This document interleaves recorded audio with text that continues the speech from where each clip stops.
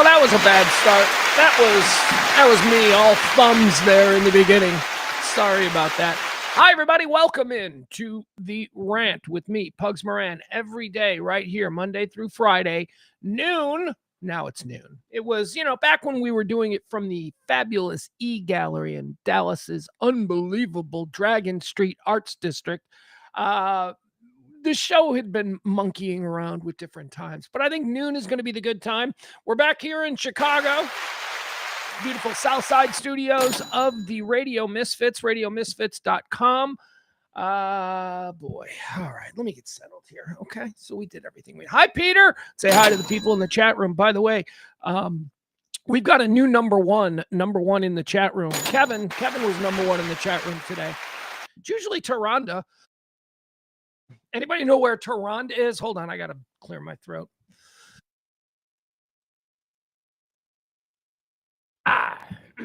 That was a loud one. Boy.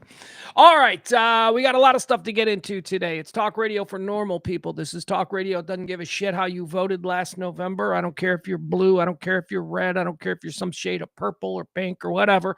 This is talk radio for normal folks. See, you know why?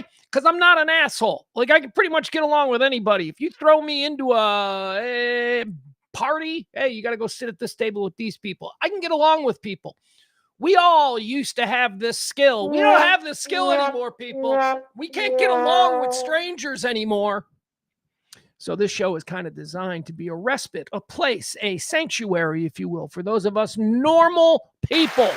Normal people. We're talking about the world, man. We can still do this. Hi, Ed. It's Ed. Ed's in the chat room. Peter's in the chat room. Billy Boy's in the chat room. Hi, Bill. I miss Bill. Bill became like my best friend for like a period of time. Bill was like the only dude that I saw every week and talked with. Anyway, good to see you, Bill. I was worried you wouldn't make the changeover. Peter says he truly appreciates the noon rant because noon is the peak of his day. Well, there is no reason why it can't be a noon rant. I mean, look, if somebody came to me with a check and said, can you do this every morning at 8 a.m.? I'd be like, yeah, I can do it at 8 a.m. So there's no reason, like, it's not. It was difficult to do the noon rant when I had a whole bunch of other things that I was trying to get done because it was right there in the middle of the day. But we're going to figure out how to make it work because I also believe that noon is the best time to do this. What else do I need to mention? How was your weekend? It's cold here. We got snow again. Do you know that the Chicago area has already gotten more snow than it got all last year? I don't know if that's true. You might want to check that out. I like heard that. I think I was walking past a room where my mom was watching local news. Because those are the only people who watch the local news anymore is our parents. Our parents, that's it. They're the last generation that gives a shit about the 10 o'clock news. My kid doesn't even know what local news is. He's 16. He's like, what? What do you mean? I'm like, local news people. They used to be famous. My kid's like, nah. Unless they're on YouTube. I don't know what the hell you're talking about. I was walking past some local news and I heard that. I heard that we've had more snow so far in November here in Chicago than we had all of last year, which is great for me because, I've been in Dallas the last 5 years. I haven't really seen much snow, so this is nice. Got my kid coming. My kid's coming. Plano boy is coming for Christmas, so it'll be good for him to see snow. He's very excited about that. He's like, it's not going to melt, is it? I go, dude, I don't think it's going to be above 32 before you get here. So you're just going to, here's what if it doesn't snow again before Christmas, and it probably will, but if it doesn't snow again, the kind of snow that he's going to be dealing with, do you folks understand what like 2-week-old snow is? Oh, it's the worst. It's not even snow at this point. It's all just frozen ice knives, just real sharp, and it hurts you, and it's crunchy, and it's and it's dirty. Oh my God, 2-week-old snow, just covered in like car exhaust and like just gross. Anyway, dog pit. It's just gross. Old snow is gross. Freshly fallen snow is what we're looking for this Christmas. And I'm a little concerned because I feel like we've gotten all our good snows out of the way. And now it's just going to be skank ass whore snow for the next 3 weeks, but we'll see how that comes out. Hi, April. April's here. She's saying hi in the chat room. Jen's here. Hi, Jen. I like it. I like it when all my people are here. All right, let's talk about what we're going to get into today. We got a lot of stuff we got to do. Lot of interesting things happened over the weekend. Hell, there were some things that happened on Friday after the show that I want to talk about today. We'll get into that. We're going to bring you up to date on what's going on with the big media story that we talked about on Friday. That is this merger. It's not even a merger. Is it a merger or is it a straight up buyout? All right. Warner Brothers Discovery is on the block. They're like the pretty girl dressed all sexy going, who wants me? And you got a whole bunch of dudes. You got Paramount, right? Paramount. That's the Ellison family from Oracle. They're like big, stupid billionaires. Larry Ellison is a big, stupid billionaire whose dumb, stupid little billionaire kid was like, Daddy, I want to be the most powerful person in Hollywood. So Daddy was like, okay, here you go. Giant company called Skydance. I'm just going to give to you. You little 19-year-old fucking noob. Anyway, he's not 19. He's a grown man. But still. So Skydance has become this juggernaut. Skydance was a movie production house run by the Ellison family. And they purchased Paramount last year. I think it was Paramount. And that was a big deal. It's like, oh my God, Skydance is making moves. The Ellison money is making moves in Hollywood. Then they decided that they wanted to purchase Warner Brothers Discovery. When Warner Brothers Discovery went, hi, boys, I'm for sale. But here's the problem. Netflix backdoored their ass. Netflix, unbeknownst to anybody, nobody even knew Netflix was interested in getting into this game. Netflix sort of backdoored the Ellison family and Skydance Paramount and has sort of won the favor of sexy old Warner Brothers Discovery. So on Friday, it was announced that Netflix out of nowhere made a deal with Warner Brothers Discovery to take over Netflix and merge or whatever. People lost their mind because that's going to turn Netflix into this behemoth. Paramount, Skydance, the Ellison family, they lost their mind. They're like, no, we're going straight to the... Trump's going to get involved. Anyway, it's big. It's ugly now. It's Monday. It's 72 hours since Netflix said, guess what? We're buying that. And everybody's been freaking out for 3 days. So here we are on Monday. So we'll get to the bottom of that. And I'll tell you where we stand. Also, after the show yesterday, we got to start calling NFL football soccer. What is this guy doing? Look, he's the funniest president we've ever had. And we don't really go into the nuts and bolts of what makes a president good or bad. We don't do that here. Whatever. I do not cotton to this. This I do not like. And we'll get into this. Whole, he got some phony pride. All right, we're going to talk about a whole bunch of funny things, not politically, but it's just very funny. So we'll get into that.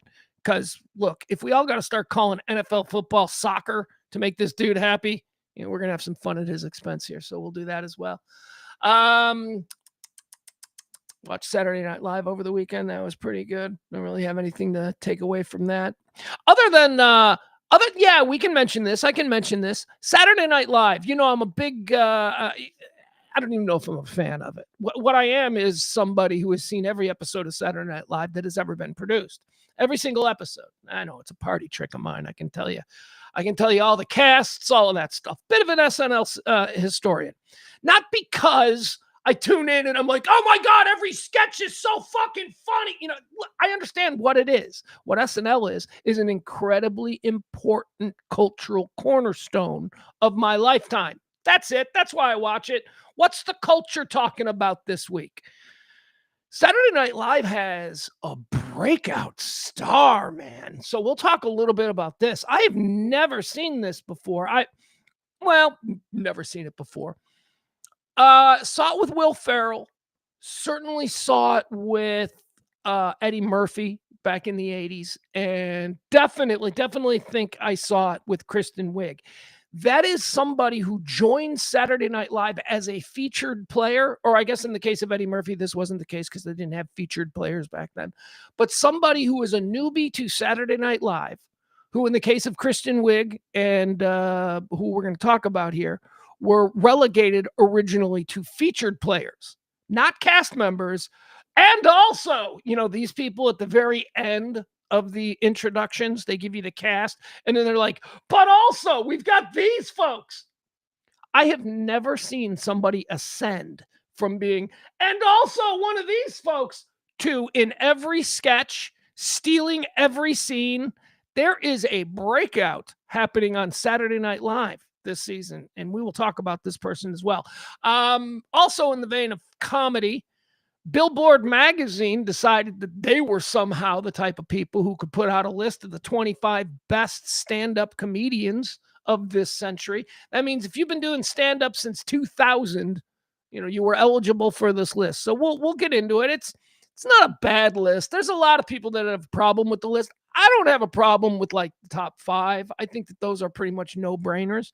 But we'll talk about some of the people who made the list who definitely do not belong on this list, and maybe even a couple of people who belong on the list who for some reason Billboard left out. The 25 best stand-up comedians of this century. We'll talk about that. The Golden Globes are out.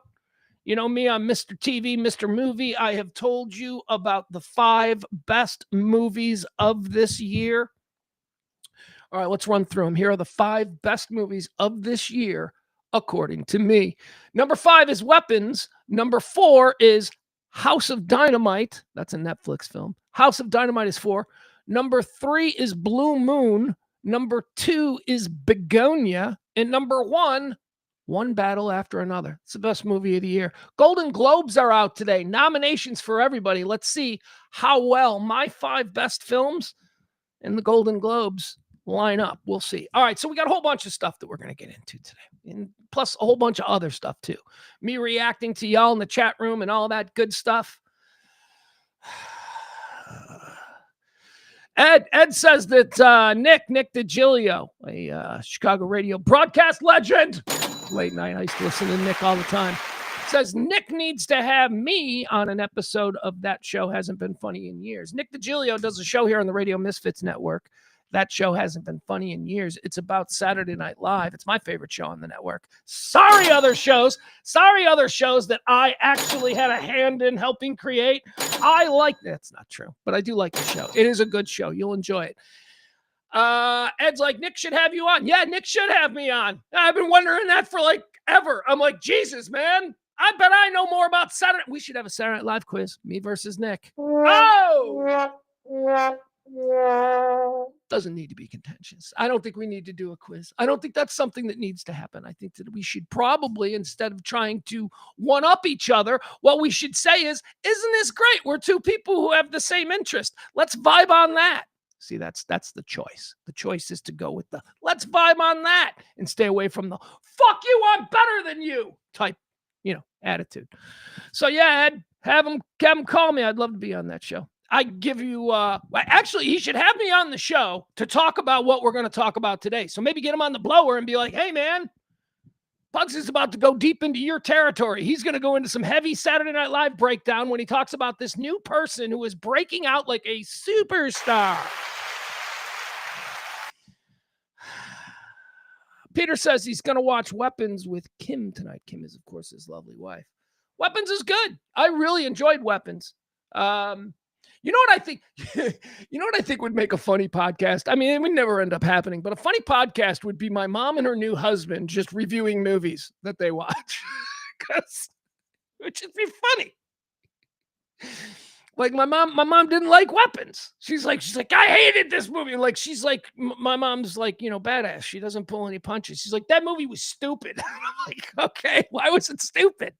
I don't know. Why were they running like that? I mean, she didn't say that, but that's the kind of stuff we'd get. My mom didn't like Weapons. I liked Weapons. Did we ever figure out what that girl's name is? Is it Julia Garner? And Julia Garner isn't the one that's formerly married to Ben Affleck? I don't know. All right. That's that with that. What do you say we get into some things? Let's start doing the show here, okay? Let's talk about what's happening in the world today. Okay, so the big story is we got an earthquake. I guess this is breaking news. So we got an earthquake, but it's really not an important earthquake because why, class? Because it didn't happen to us. That's right.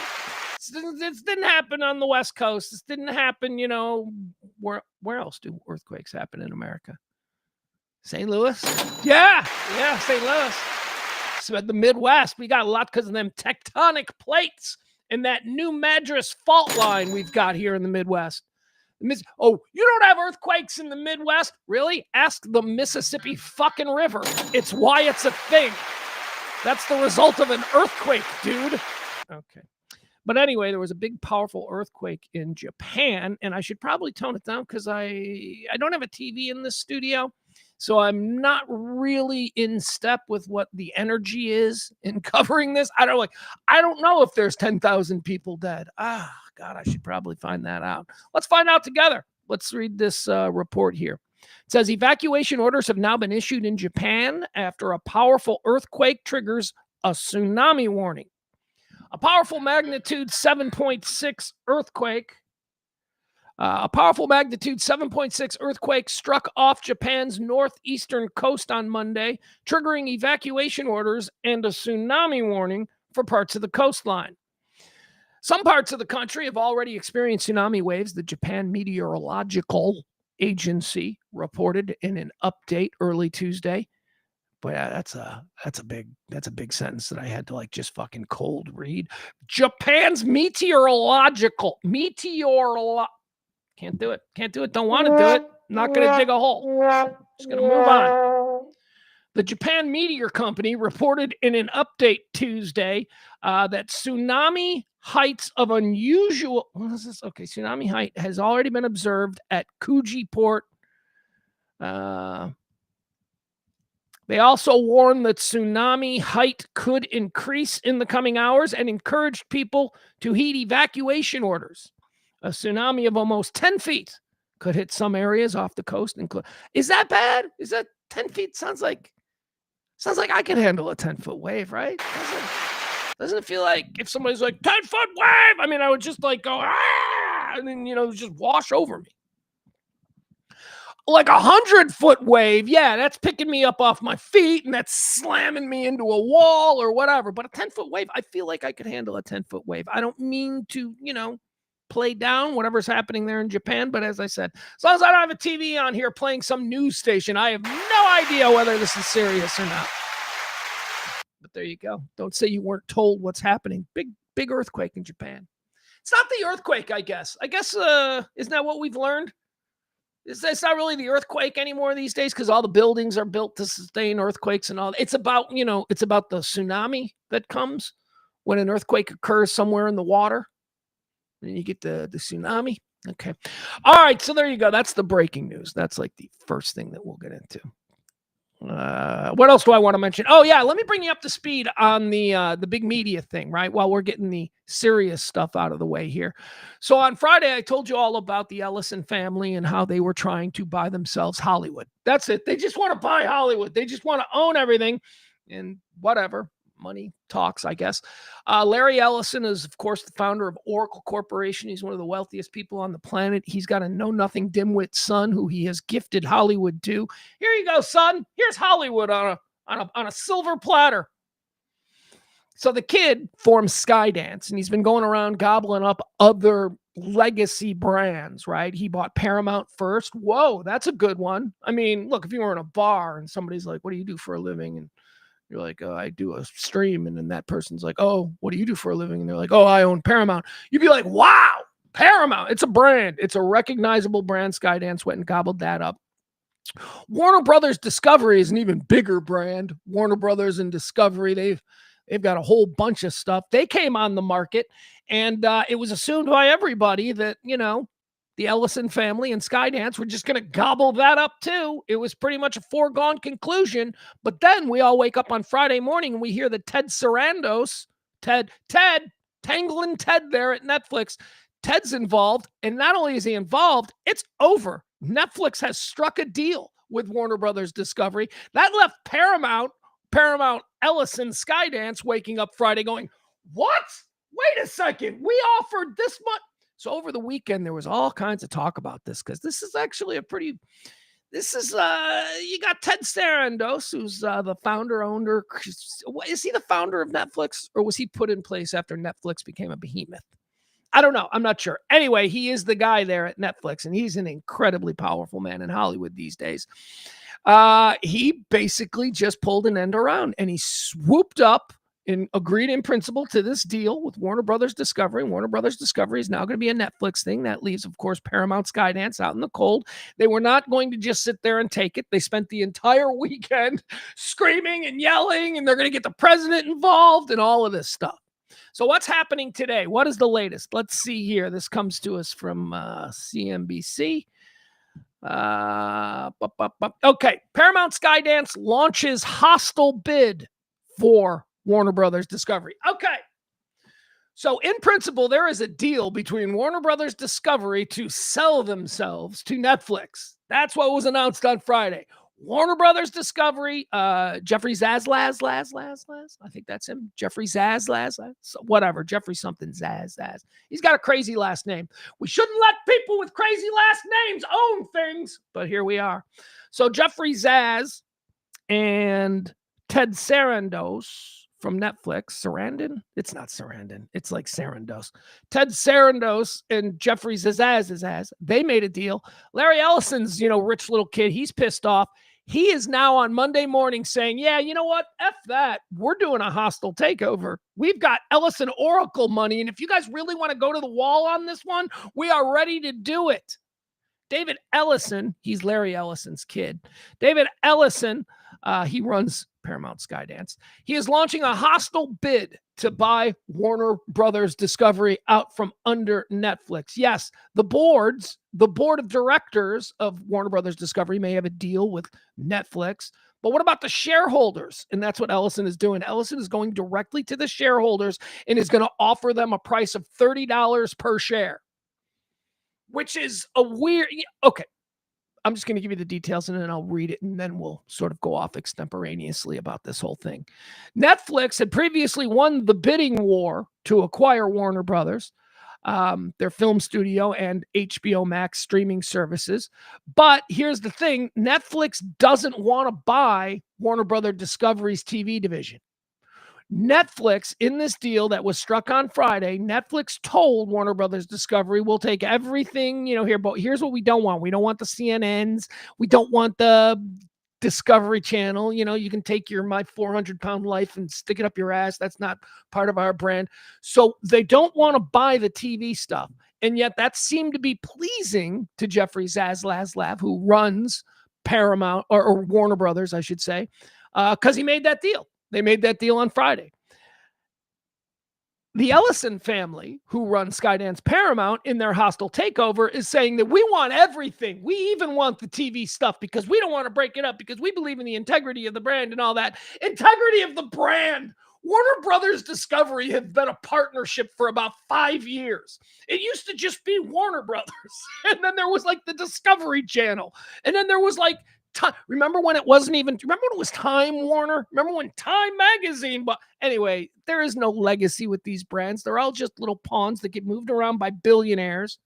It's like a bunch of little billionaires on an Easter egg hunt with their little basket, and they just grab this company and put it in their basket. And now this company and this company are now brothers in the basket, even though they used to hate each other. It's crazy. Billionaires. Let's see. Paramount has repeatedly contended that keeping Warner Brothers Discovery whole, that includes their Warner Brothers Film Studios and the Discovery TV garbage, Paramount says that keeping them together is in the best interest of the shareholders, and they'll be making that case to the shareholders now. So we'll see how that goes. I mean, I don't know. I'm not a big business guy. Maybe I got to go back and watch Wall Street again to figure out how these things go. Maybe I watch Billions, right? Binge that. But if the shareholders, so if the board of directors of Warner Brothers Discovery, who made the deal with Netflix, who screwed over Paramount Skydance, the board of directors of Warner Brothers Discovery, are they more important than the individual shareholders? They are, I guess, ostensibly acting on behalf of the shareholders, right? It's like a representative democracy. There's so many shareholders, they can't all have a voice. So you have this board of directors who are theoretically, acting in the best interest of the shareholders. It's going to be interesting. We'll see how this shakes out. I don't know. All right. All right, guys, are you ready? We had a good weekend of football. Actually, if I'm being honest, I had a terrible weekend of football. Everything about this weekend of football was not great for me. But that's okay because I love football and I'm ready to do it again next weekend. Hell, I'm ready to do it again tonight, Monday Night Football. They're going to chase me away from crazy weekend of football. But it all started on Friday. Okay, so all right, so we know we got a president who likes to be flattered. I mean, we know this, right? It's not the best characteristic to have in a person, but whatever. We got a president who likes to be flattered. And we got FIFA coming, right? Don't we got a World Cup coming? I don't know. I don't like soccer. You know why I don't like soccer? Because I'm a fucking American, all right? I understand that it's important, but I wasn't raised we didn't play soccer. Can we just leave it at that? We didn't play soccer. We didn't have soccer fields. Now every suburb in America has 1 million soccer fields. So look, I understand that it is changing. In my point of view, that soccer isn't a thing is incorrect, but it is still my point of view based upon my life experience. Okay, we all caught up. So soccer to me is not a thing. But if I'm being honest, soccer is not a thing to my 16-year-old either. Although my 16-year-old knows a lot about soccer. Like he's actually got a Premier League team, which just bespeaks how successful Premier League soccer has been at penetrating the American market. I wonder if this is like what European kids experienced when the Dream Team of 92 was happening. Because remember, all of a sudden, they didn't really have professional basketball or appreciation for professional basketball at the level they do now until the Dream Team. And then the Dream Team, the Olympic team, all of a sudden, everybody's like, yeah, we like NBA basketball. And suddenly kids in the suburbs of Paris have a favorite NBA team. And their dads are probably like, what? So that's kind of how I am with Premier League soccer. All kids today, they got a Premier League soccer team, but whatever, good for them. Hey, go forward. So FIFA's coming. We got the World Cup here. That's going to bring all kinds of immigrants. It's going to bring all kinds of foreigners from other countries. They're going to be crawling. If you're one of these people who don't like people who have accents, well, you're in for a rough couple of months coming up because the World Cup is coming to some of our major cities. Where's it coming? It's coming to Dallas, right? Where else is it coming? Probably New York. Is it coming here to Chicago? I don't even know. This is how little I care about it. Anyway, there was a big FIFA, which is the governing body. FIFA would be like what the NFL is to American football, right? FIFA is that to World Cup soccer. Governing body, if you will. So FIFA had their big kickoff thing, I guess, over the weekend, and they invited President Trump as the president of the host company. And of course, it's going to be a bunch of people giving him stuff. He's going. He's showing up. He didn't have anything more important to do. I mean, it's not like this country's in the shitter, but no, he shows up and he's like, hey, soccer. He doesn't like soccer. He doesn't know anything about soccer. If I don't know anything about soccer, that dude don't know nothing about soccer other than his new Saudi friends probably like soccer. That's probably the extent to his enthusiasm for soccer. It's that his new Saudi friends all love soccer, so he's playing along. Whatever. FIFA has been a little concerned over the past few months. This I do know about. These are stories that I have been following. FIFA, World Cup players, all these things have been very vocal about what they're seeing as far as the way immigrants and visitors to this country of ours have been treated over the last few months, especially by the Trump administration. So, it's kind of an interesting thing to see how this is going to play out. I mean, are there going to be ICE agents all over World Cup games, right? That's a legitimate fear that people have. We don't know. But anyway, Trump shows up at the FIFA thing. They're all being super nice to him. Because, that's what you got to be. You got to be like, look at you. You losing weight? Oh, my God. You look great. That's how you get this guy. So knowing that he was upset he didn't win the Nobel Peace Prize, to me, a guy in the middle, I'm like, this dude never had a shot at winning the Nobel Peace Prize. Those people over there, they hate him. He ain't never going to win a Nobel Peace Prize, right? So apparently he thought he had a shot and he didn't win a Nobel Peace Prize and it made him mad, made him sad. So the FIFA people came up with their own Peace Prize. FIFA. Yeah, sorry. It'd be like if the NFL came up with like a Pulitzer Prize, right? So it'd be like if Tom Brady wrote a book that he really thought he was going to get a Pulitzer Prize for, but he didn't. And then the NFL went, we'd like to announce we now have a NFL book writing guy of the year award. And that goes to Tom Brady. Look at him. It's just like a Pulitzer. So that's what this was like. So they're just, they're making our guy feel good. And we like when our guy feels good because there's nothing more entertaining than Trump in a good mood. I don't like angry Trump. That guy's fucking ugly. Angry Trump is ugly and mean and cruel. But Trump, who's getting his ass kissed and who's like at a party and he's on stage doing, that's the Trump I like. I like that guy. So that's what FIFA knew to do. FIFA was like, let's just fucking kiss his ass. So they created this like a peace prize. Well, I'll tell you what, Saturday Night Live had a little bit of a handle on it. Let's watch that. Here you go. This is the news from Saturday Night Live on Saturday. Oh, Colin Jost. Yeah, here we go. All right, let's watch this about the peace prize and the whole soccer deal. All right, here we go. There, Colin Jost. Hey, you know what I've noticed about Colin Jost this season on Saturday Night Live? He's acting. Colin Jost is not an actor. He's a writer, and then he did the set piece, the desk piece, right? There's been a lot of guys just like him throughout the history of Saturday Night Live. They don't perform in sketches. They're not wacky characters. What they are head writers whose main job is to anchor the news desk. Colin Jost is doing characters now. Colin Jost is playing Pete Hegseth. Colin Jost a couple of weeks ago played a dude in another sketch. I think this is Scarlett Johansson's influence. I really do. I think Scarlett Johansson is like in his ear going, you could be an actor. We could make a movie together. You could do more. I think that's what's going on here. So Colin Jost is trying to, be a little bit of an actor. Anyway, here, let's watch this. I guess I got to make it big.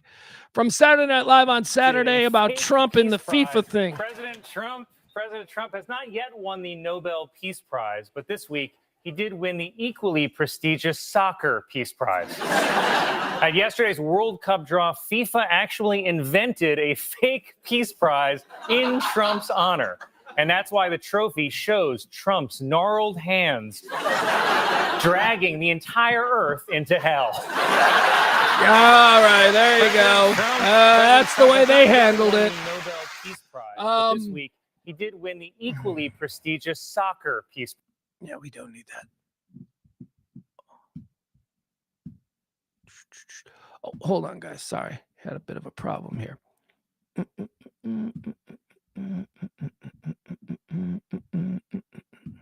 All right, we're back.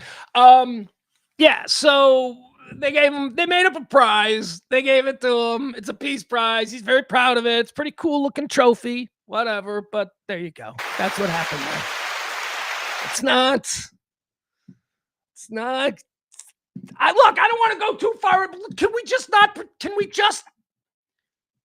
we all just acknowledge that that's weird? That's weird that you have to do that for a grown man. Can we just acknowledge that that is not a good trait? All right, we're going to move on. Anyway, because it was all about love at that point between him and the European soccer people and all that good stuff. Hold on, what is this? Sorry. He then just, grabbed the mic and was feeling very loved and just started, kind of, hey. Here's what he said. All right, here, let me play you what he said, because this is what caused a lot of people to be upset. Why do I have two of these open? Here we go. All right, we'll watch that one.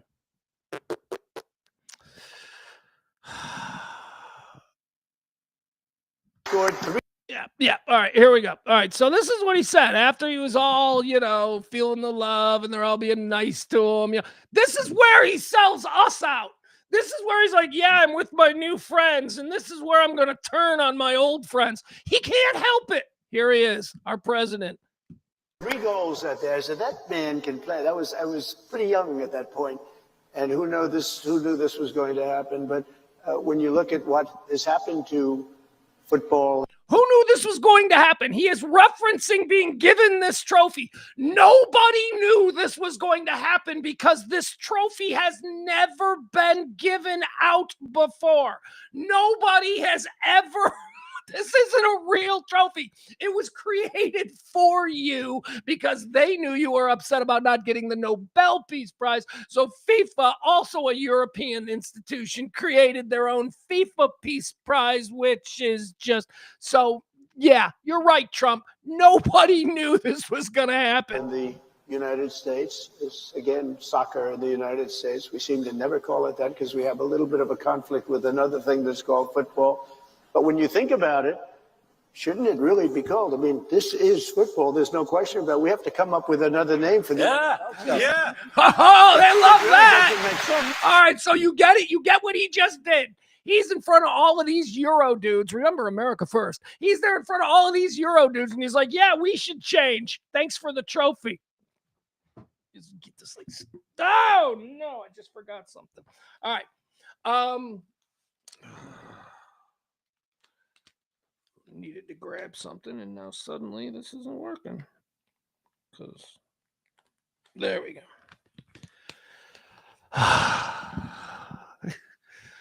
So you get what he's saying. He's saying that because in Europe they call that sport football, where they chase a ball, they kick a ball around. They call that sport football. We over here, we call NFL and collegiate whatever, we call it football. Okay. Did we steal the name? Yeah. But it was all right for like a bunch of years because nobody here gave a shit about what the Europeans call football. It wasn't a big thing. So we just went, you know what? When we have to talk about that, let's call it soccer. Now, I don't know where the term soccer came from, but I kind of like it. But then again, I'm an American who was raised with the sport of soccer. So Trump is up on stage in front of all of these Europeans who just gave him a made-up trophy to make him feel good so he's not mean to them. He gets up there and he immediately sells us all out. He's like, yeah, we're going to stop calling it. We're going to start calling. What does he want? Does he want us to start calling NFL football soccer? We ain't going to do it.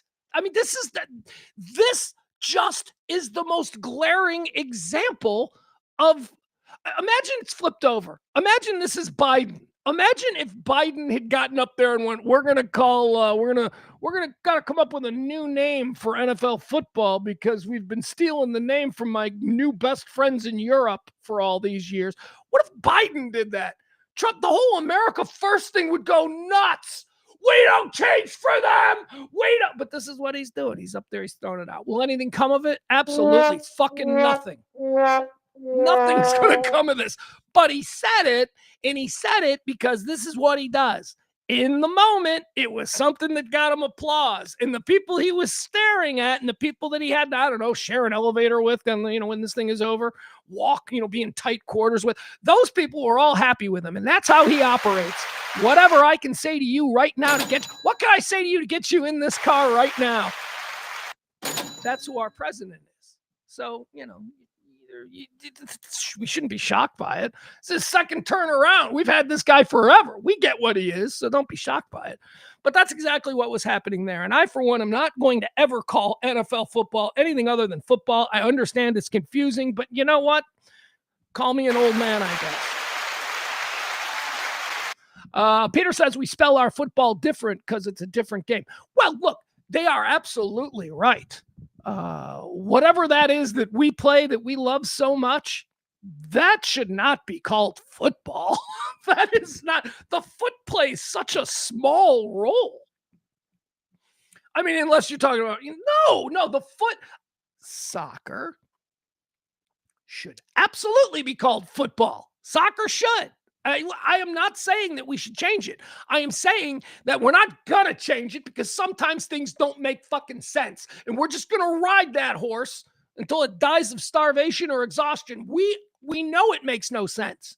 But all I'm saying is, here's how we know it makes no sense. Because that sport that they play over there is literally only ball and foot.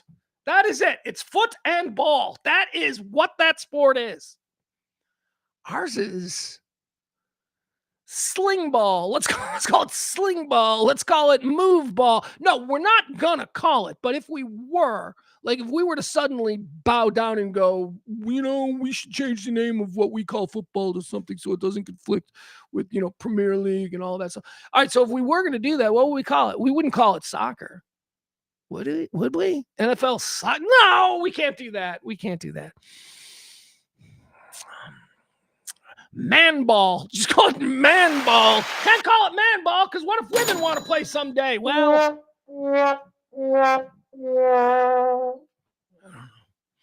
football. All right, whatever. There we have it. That was the story on that one. Let's keep going. What else do we have today to talk about here? Let me see. How about this one?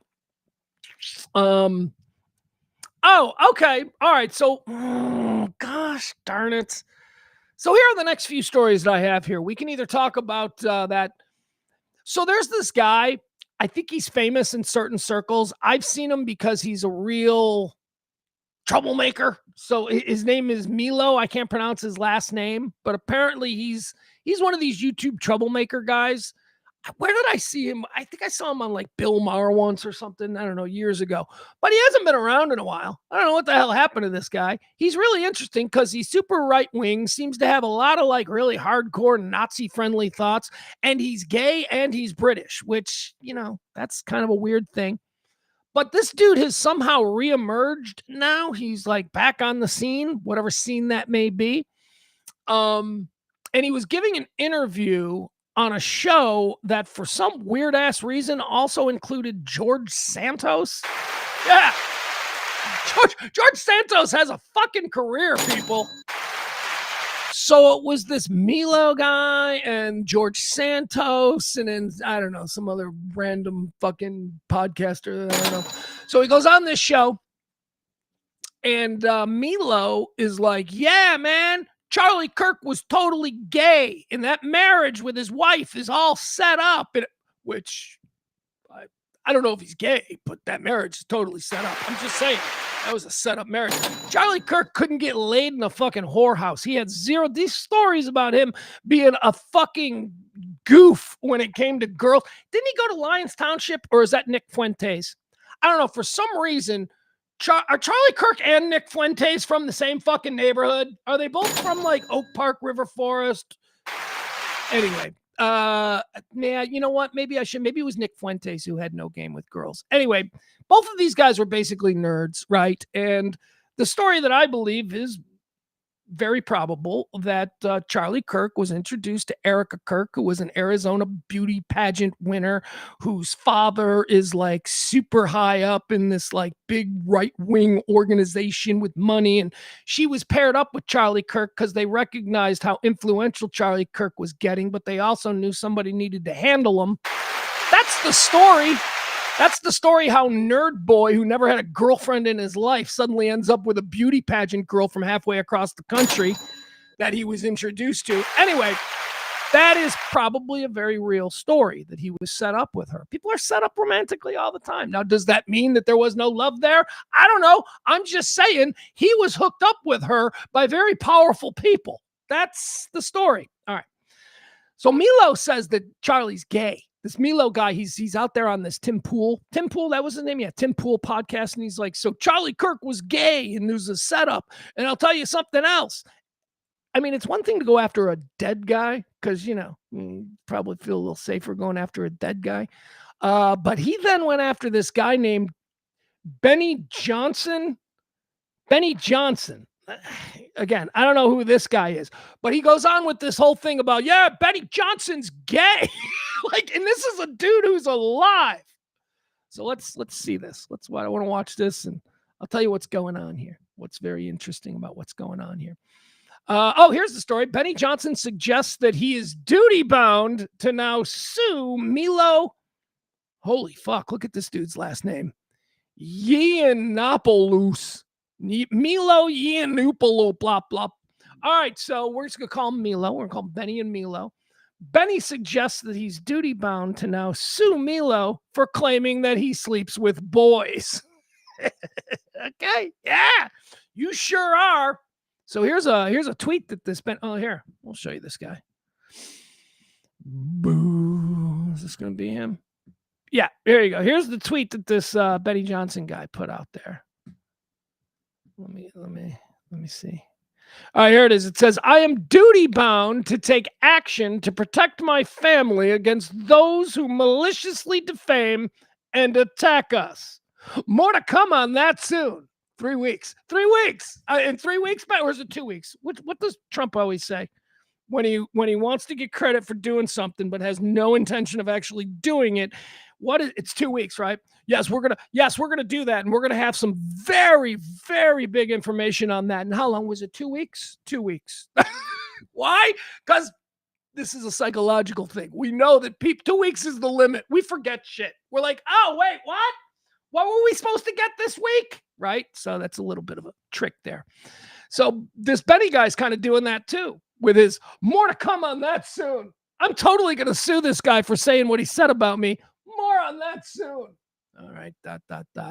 He then goes on to say, pray for healing for some really sick and delusional people. Jesus is about redemption. The legal system. Oh, is he a Jesus guy? What is he like? The legal system is about justice. All right, so that's what this Benny Johnson guy is saying about this Milo guy, talking all kinds of crazy stuff about what he's into sexually. Here it is. Let's watch it. Yeah, wait a second. Let me see if I can find this. All right. Let's watch and see what he has to say. So remember, this Milo dude is gay. I don't know if that's any more credible or like, so he would know because he's gay too. I don't know if that's a thing. Let's stop sharing that. All right, so here it is. This is some crazy right-wing podcast. It is 1 billion times more popular than my stupid It's weird, and everybody... Here we go. Let's watch. One of the most distinctive things about the right wing in this country is its homosexual overtones. Benny Johnson posts pictures of his children every 2 days. It's not... Can I just... The homosexual overtones, the shirtlessness, the fucking alpha stuff, it's pretty gay. There's just me and the boys. We're going out in the woods. There's a lot of really fucking gay shit about this overly masculine thing that we're now all into. But, we're going to let this guy... Is this Milo guy? What's he doing? He's wearing sunglasses inside. I hate that. All right, let's go. It's weird. And everybody... Benny Johnson posts pictures of his children every 2 days. It's weird. And everybody knows what went on with Benny Johnson in those lobbies and in those hotel rooms at SAS. All right. First of all, posting pictures of your children every 2 days is not weird when you're a father, you fucking monster. I don't know who this guy is. This guy is obviously, he's got like seed that, well, he's gay. So he's not trying to reproduce. So maybe I'll just stop. All right. So whatever. Posting pictures of your kids doesn't mean anything. Posting pictures of your own kids means you're gay? No, but it is the second part, where he says, everybody knows. That's another trick, Trump trick that, he's been doing for years now. Everybody knows you're the stupidest reporter in the room. Everybody talks about it, right? Nobody's really talking about it, and everybody doesn't know that. But what you're doing is you're making this person think, wait, are people talking about me behind your back? It's a fucked up way to manipulate people, and that's kind of what we're seeing here from this guy, this Milo guy. Let's watch this again. Again, nothing wrong with posting pictures of your children. If you're a parent, that's what we do. The second part, though. Everybody knows what went on with Benny Johnson in those lobbies and in those hotel rooms at SAS. Everybody knows. I don't. Everybody knows. I know. Now the host is like, I don't. I don't know what you're... Oh, no, that's George Santos. All right, so Tim Pool just said that everybody knows about something that happened in hotel rooms at SAS. I don't know what SAS is, but SAS, it sounds like something that George Santos should be fully up on. SAS. Here we go. Lobbies and in those hotel rooms at SAS. Everybody knows. I don't. No. I don't know what you're talking about. Men, younger men, not underage. At least I don't know that. His wife was crying drunk in the lobby 3 SASs in a row. All right. Benny Johnson is the guy's name. Benny Johnson's wife was crying in the lobby of SAS. Again, I don't know what SAS is. It's probably some fucking creepy, far right-wing weirdo convention. 3 Saturdays in a row, 3 years in a row. Is that what he's saying? At SAS. Benny Johnson's wife was crying in the lobby, publicly crying where many could see. Apparently that's what he's trying to get at. Crying publicly in the lobby. Why? About how her husband was upstairs with boys. Okay. All right. Oh, that's... Come on. Like, go ask her. Come on. Go ask her. Okay, so Benny Johnson's wife has since responded to this. She tweeted something about this guy is sick and twisted. So there you go. So people did ask her. She did respond, and she's saying that you are a liar. Come on, Milo. Go ask her. Milo, aren't you ever And scared of getting sued? You say Yeah, some let me- crazy. let me- I'm sitting here like Yeah, I am yeah. humbled Let- by the lore Let me tell you. and your ability. The to just, audacity, just like, I mean, like, there's This is important. Listen now. no know, teapots in this room right now to express how I feel. George, I have said these things about people for 20 years and never once in my career been sued. I've issued 3 corrections in my entire journalistic career because I get my facts right, and people know that they do not want to go through discovery. Actually, I want to say this. I've never been. That's the thing, see? All right, here's where he's got him now. Having done talk radio for a long, long time, I do understand the rules of this, how you can get away. If you know something to be true, like, okay, let's take this instance. Okay, so you got this guy Milo. If he knows that Benny Johnson is gay and that he's closeted and it's, big secret and they're keeping it, away from everybody. If Milo knows that, I mean, knows it, like seen it with his own, he knows it's true. He can say whatever the fuck he wants. He's not afraid of being sued. Because here's the problem. When you sue somebody for saying something that isn't true about you, it better not be true, because there's a little thing called discovery that will fucking upend your world. Now, in discovery, and this is where it gets tricky, you might be like, well, if I'm not gay, I don't care about discovery. Oh, well, what else you got? Because they will find other things that will then become public. It's a game. Now, the fact that he's never been sued, like let's say Benny Johnson doesn't sue this Milo guy, okay? It doesn't necessarily mean that what Milo said is true. It could mean that this Benny guy's got some other shit that he doesn't really want all out in the public, and this is a way to get into that. So that's interesting. So now Benny Johnson says he's going to sue. I am going to sue. Remember, we saw that's how we started this thing off. He sent a tweet, X, I guess we're calling it Twitter out. Tweet. He tweeted, I am considering or contemplating suing and this justice and all of this, and then more on that to come. Yeah, we'll see. We'll see.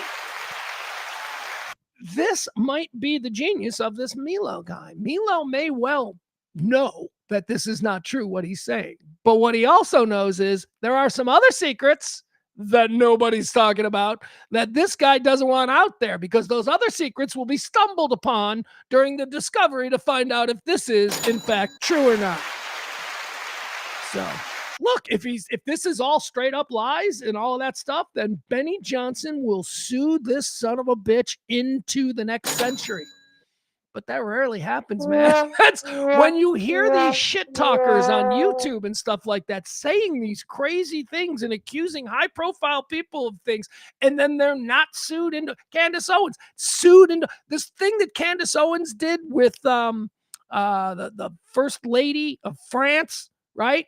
Candace Owens is like, yeah, she was born a man and blah blah blah. That's a weird one, because that seems like something that can absolutely be disproven, and she could lose absolutely everything. The first family of France is suing her or going after her on this. I don't know. That's a fun one, but that's a little different. I don't know why I just introduced that to the conversation, because now we're all confused. Anyway, this is fun. The right YouTube crowd, in the absence of having fresh and interesting Democrats to fucking destroy, have turned on each other. That's what happens. That is what we are seeing happening right now in right-wing media. I mean, whether it's the Marjorie Taylor Greens and all this, people are turning on each other because it seems like the Dems or the left or whatever, they're refusing to engage.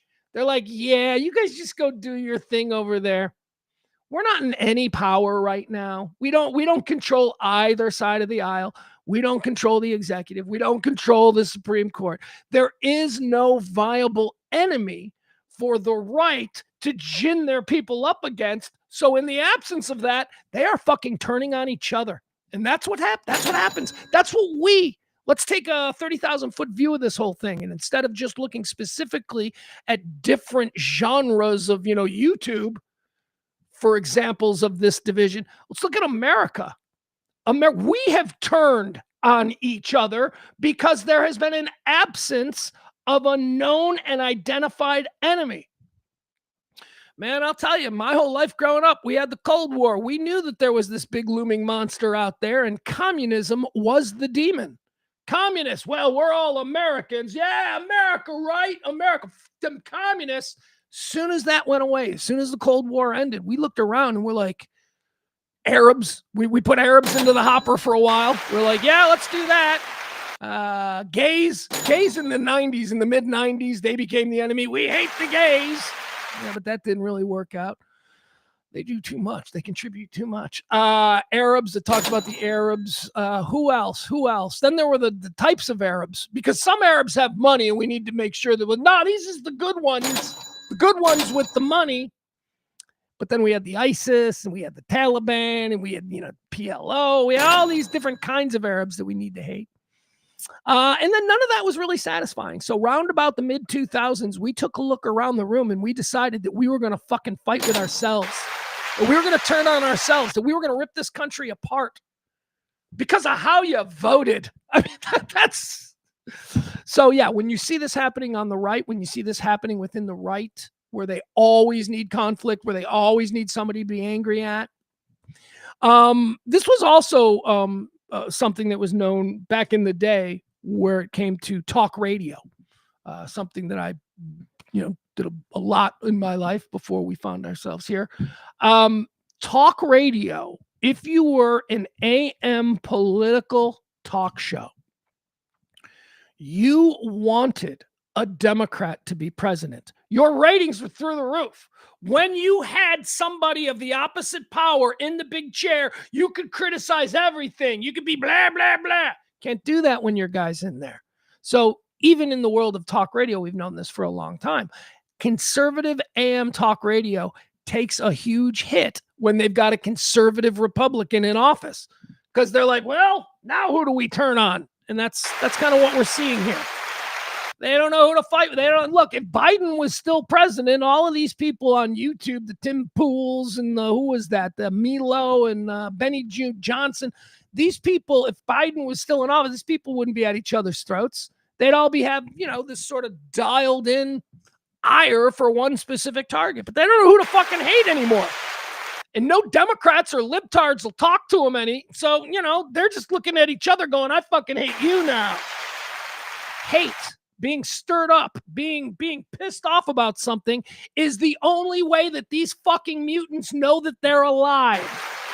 Don't be one of these fucking mutants who can only feel alive because Sean Hannity or Laura Ingraham or whoever can gin you up at 8 o'clock. Stop it. Let's be better people. Let's see, what else do we have here? Okay, talking about better people. Let's you hear about the Green Bay Cinnabon lady?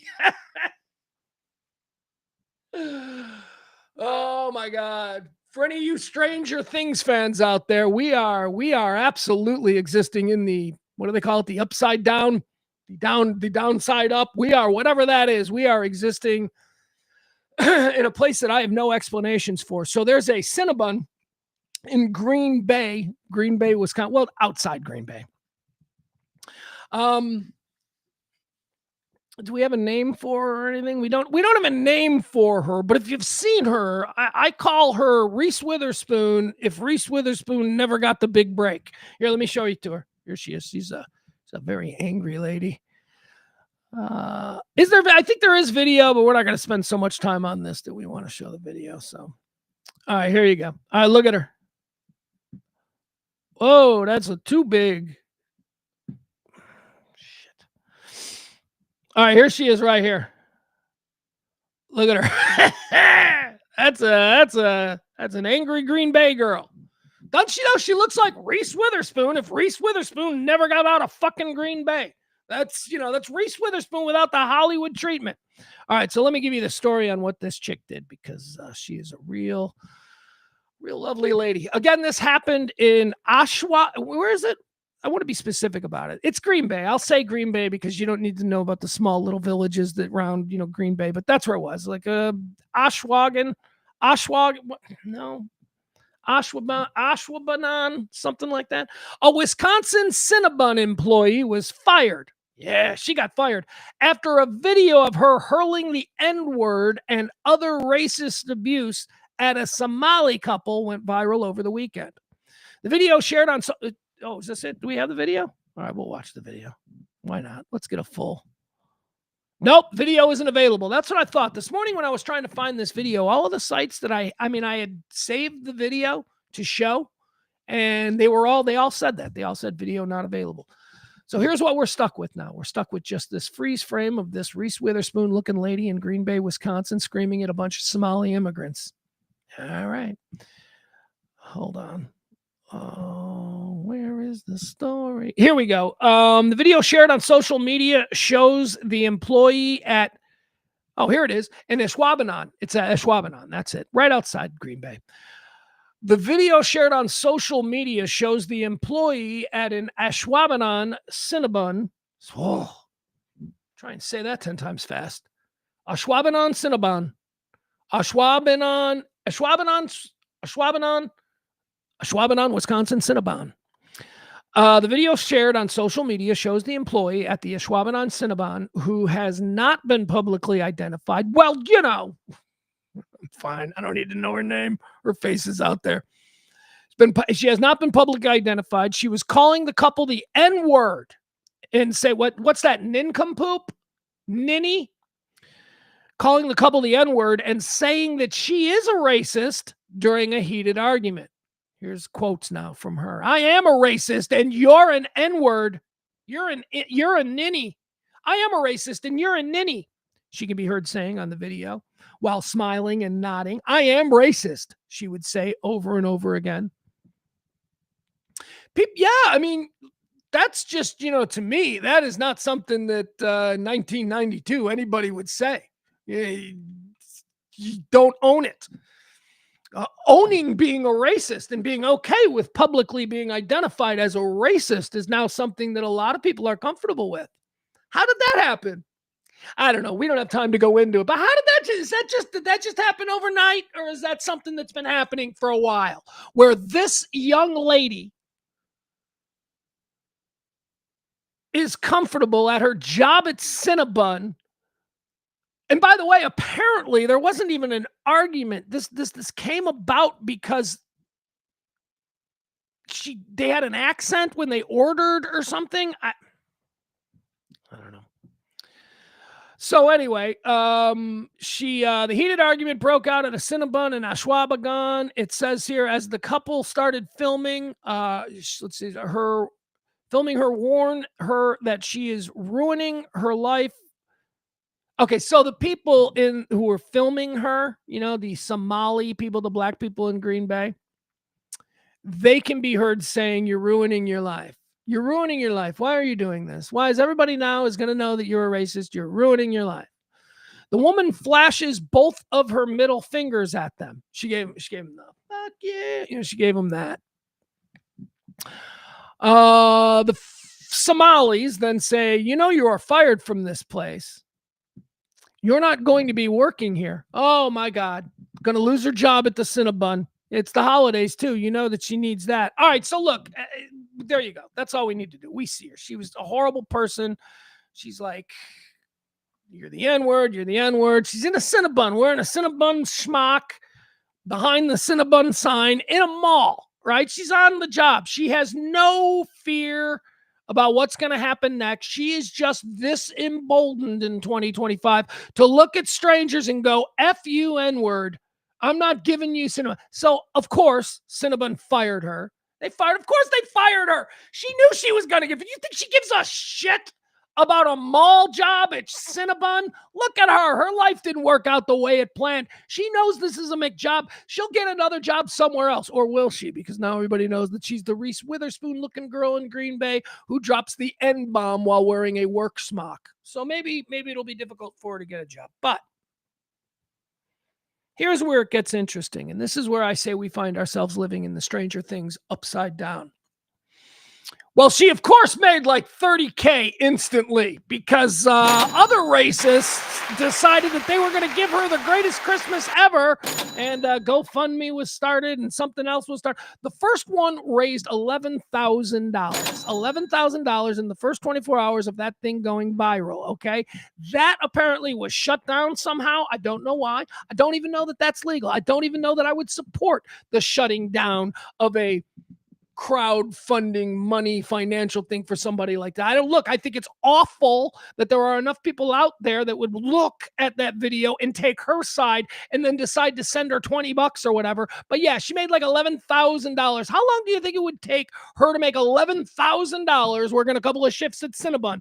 This fucking chick is being rewarded with the greatest Christmas of her life. That is why we live in the upside down. $30,000 is the number that I saw being reported by Mediaite. Mediaite says that on multiple platforms, this girl has now raised almost $30,000. And I am not saying that you need to go to GoFundMe and you need to have that taken down. No, you do not. No, we cannot do that. What we can do is try and fix society to the point where there won't be thousands of people looking to give her a windfall for Christmas. That's the problem. Not that there is an apparatus that is designed to help people who need money. That's not the problem. This just doesn't fit what we think should be appropriate use of that platform. But that's not for us to say, okay? You got to keep it up. You can't start taking shit down off these things because I don't agree with her using the N-word. She's an awful person. What I want is for everybody to be appalled by that. But everybody isn't appalled by that. Some of us are opening up our wallets and going, you know what? Good for her. Good for her at the Cinnabon calling these people. It was a father, a mother, and a kid just walking through the mall. And she's like, hey, nigga. The fuck kind of world do we live in where people are comfortable with that? All right. Well, it's Green Bay for you. What do you expect from those people? That's what I say. All right. Let's see. What else do we have? Oh, you know what I got to do? I got to take a pee again. I'm sorry. I'm in a weird... I used to be able to hold it for the full 2 hours back when we were at the E-Gallery. I used to be able to hold it because it was a different... I wasn't drinking... It's weird. I pound coffee because now I don't need to explain it to you. Here's what I do need to explain. I need to take a quick break. I'm going to go run to the bathroom. I'm going to come right back. But when we do come back, we're going to talk about this Billboard list of the 25 greatest stand-up comedians of this century. Yeah, it's this century. So we'll go through that. We got Golden Globe nominations. We got to talk a little football. I'll explain to you exactly why this was just a fucking awful football weekend for me. And yet I'm still smiling. I love my football and we're ready to do it again. All right, so we'll do all of that. First, I will remind you, this show runs on your gratuities. Please, folks, if you can help us out in any way possible, drop a little something in the tip jar. It has been about 8 weeks of zero income. We struggled mightily trying to get this thing back on the air. If you are so inclined and want to support this kind of talk radio every single day at noon, non-political, just a guy sitting in the middle, looking at both sides, saying, knock it off. You can drop a little something and you can help us go. Help us go. That's what we need. So if you can do that, that would be great. There you go. I'm going to leave this up and then I'm going to go to the bathroom really quick. Okay. Will you give me like 2 minutes or something? Let me just run to the bathroom. All right. Appreciate you. We'll be right back. Again, we're going to do the stand-up comics. We're going to do Golden Globes. What else do we have? We got a bunch of stuff. Tarantino. We got to finally get into the Tarantino. Okay. So it's going to be some lighter stuff. We'll do Tarantino, why he's an asshole and why he's calling out all of these actors who They're like, why are you fucking publicly saying we're terrible, right? He's doing that for a number of people. We told you about Paul Dano. There are a couple of other actors that have made Quentin Tarantino's list. Quentin Tarantino's a dick, so we'll get into that. We'll get into the Golden Globes, and we'll also talk about the list of the 25 best stand-up comedians of the last 25 years. Just let me go to the bathroom.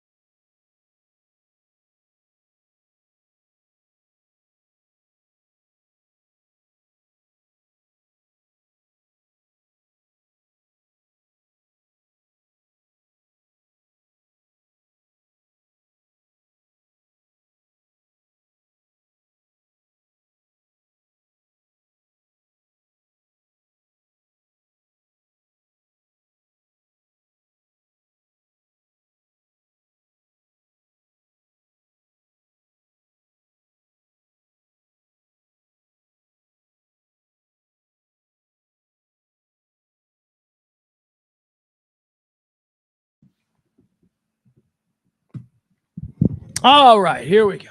Very good.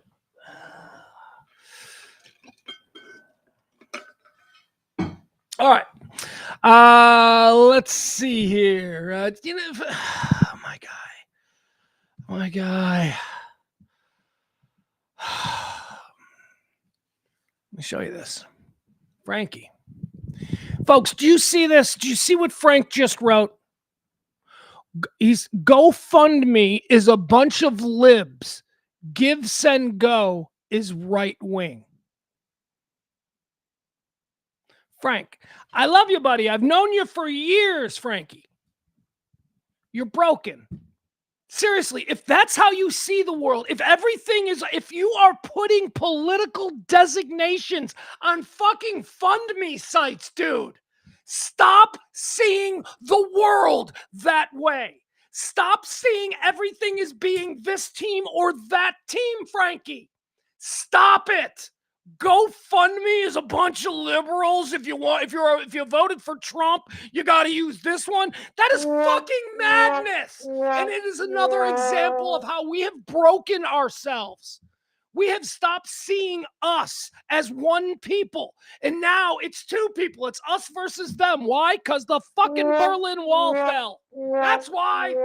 If we still had that wall, we would know who the enemy was. But no, now it's so parsed. It's so weirdly segmented that I didn't have any fucking idea. This one's for libs and this one's for fuck that. Thank you, Frank. Appreciate you, Frank. Frank just provided me with a little rant. I felt like I needed a little bit of a rant today. Maddie Catania. Hi, Maddie. Maddie, very funny stand-up comedian, female, old friend of mine hanging out with us. Hi, Maddie. I hope Maddie doesn't see fund me websites in terms of political ideologies the way Frank does. I don't think she does. But again, folks, that's the problem. Stop seeing everything in blue and red. Stop it. You know what you should do? Just start seeing shit with like good dude, asshole. That's it. Good dude, asshole. Does this person in this moment strike me as a good dude, or does this person strike me as an asshole? That's how I lead my life. Is that a good dude, or is that an asshole? A dude who voted for the guy that I didn't is not an asshole simply for that fact. Okay? He might be an asshole for a bunch of other reasons. Oh, man, I had an asshole in traffic the other day. He was like riding my ass. I'm like, bro, you are riding my ass and it's snowing. What is wrong with you? That dude, I don't care how he voted. He and I might support the same political agendas. He's an asshole. Guy's just an asshole. All right. All right, let's see. Let's go on. What do we want to do here? Do we want to do the stand-up comedy thing? I think this was a very interesting story that was circulating. No, I don't want to sign up for TikTok. Or do we want to talk about... No, I don't want to do that. I don't want to talk about the F word.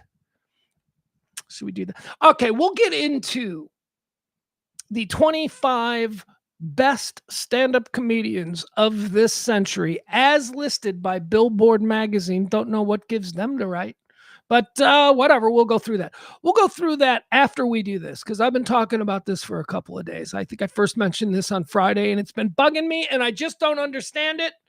It is upsetting to me, as this is a person who I have great admiration for as an artist, but as is the case with many artists, he's just an asshole. See, I don't care how this guy voted. Me and this guy might vote the same way. He's still an asshole to me, and that's how I see the world.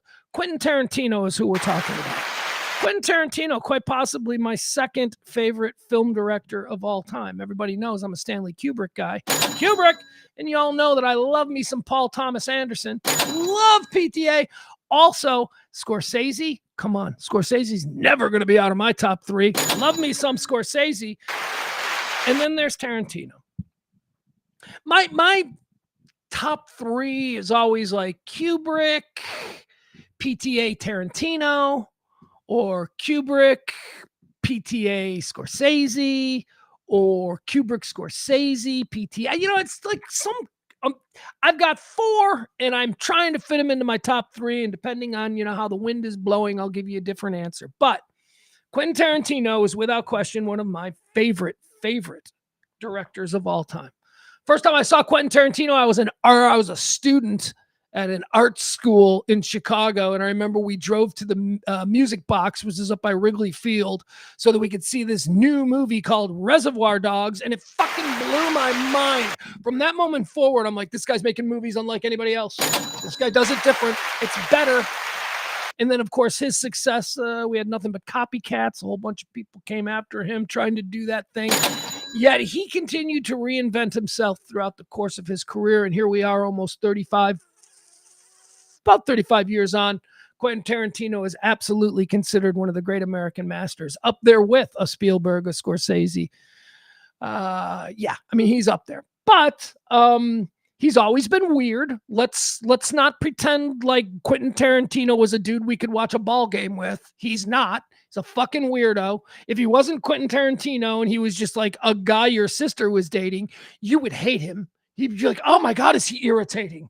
Holy shit. He's a weirdo. But he's an artist. So we afford artists a little bit more leeway than maybe we do others. Anyway, Quentin Tarantino has always been that guy. He's a genius.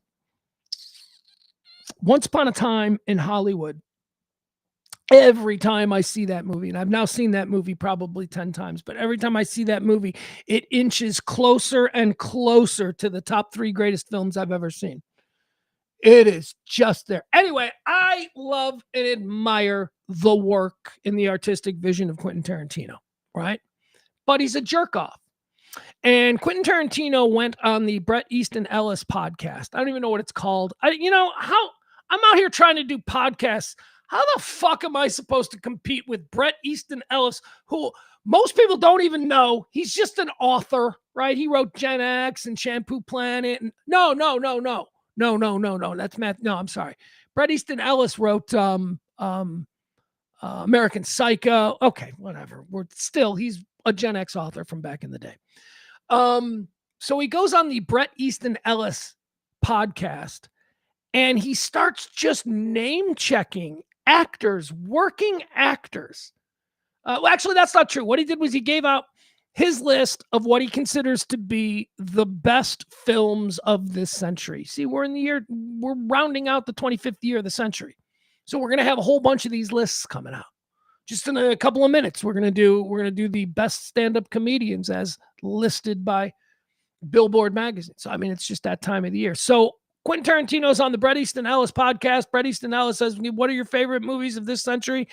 Quentin Tarantino gives out his list. Black Hawk Down was his number 1, just so you know. Number 10 was Midnight in Paris, which I was so fucking happy to see Midnight in Paris make this list. If you guys have never seen Midnight in Paris, you don't know that's an amazing movie. I just love that movie so much. Owen Wilson. Well, here you go. Now I'm going to say why you haven't seen it. It's Woody Allen's last great film. Woody Allen's last great film is Midnight in Paris. Oh, you ain't seeing a Woody Nelson movie. Or Woody Nelson? Woody Nelson. I just said Woody Allen. You ain't seeing no Woody Allen movies. I am. Save him for me. I love him. The man's a genius. Anyway, Midnight in Paris was number 10 and a whole bunch of other movies in between. Toy Story 3 was Quentin Tarantino's 3rd favorite film of this century. Toy Story 3. See, he's weird. He's just like, eh. Anyway, while he was talking about these films, he was very comfortable in criticizing the actors, a bunch of working actors. And he did it in a real dickish way. I mean, Quentin Tarantino is a god in film. He is. I'm sorry, whether you like him or not, it doesn't really fucking matter. The way Hollywood sees him is he's a god. He's fucking right there with Spielberg and Scorsese. When he talks shit on an actor, it could cause an actor to jump off a fucking bridge because, as we know, actors are already all up inside their feels. So, you don't want to mess with them. We've heard stories and, legendary stories about how actors are tortured by these directors and they're awful. Hitchcock very famously would torture his leading ladies just for fun because he knew that he could never get them because he was a big fat weird guy and they were beautiful leading actresses. So he would torture his leading actresses. He would make them do things that he wouldn't make anybody else do, but he just wanted to do it because he knew that they would never have him. Although they would, because he was Hitchcock, he's got the casting couch. Anyway, point is this: directors have always been assholes towards actors, but I have never seen it done so publicly in the way that Quentin Tarantino has done it now in 2 venues. One, on the Bret Easton Ellis podcast, and secondly, in an interview with People magazine. Yeah. How insane is that? People magazine still exists. Whoa. I had no idea. But yeah. So here's what he says. In talking about the greatest films of the 21st century, he talks about one of my favorites, Paul Thomas Anderson. PTA, he's such a great director. And I do like that Quentin Tarantino likes PTA. Quentin Tarantino's like, no, he's like me. We're both great. There Will Be Blood. Okay, There Will Be Blood made the list of Quentin Tarantino's favorite films. I think it was like number 4 or something like that. Pretty high up on the list. Maybe even number 2. I don't know. I just know that Black Hawk Down was 1. And in discussing his love for There Will Be Blood, Quentin Tarantino just takes a huge fucking shit on Paul Dano. Paul Dano, who played my boy. God, Daniel Day-Lewis is so great in that movie. But guess who else is great in that movie? Paul Dano. Paul Dano is fantastic in There Will Be Blood.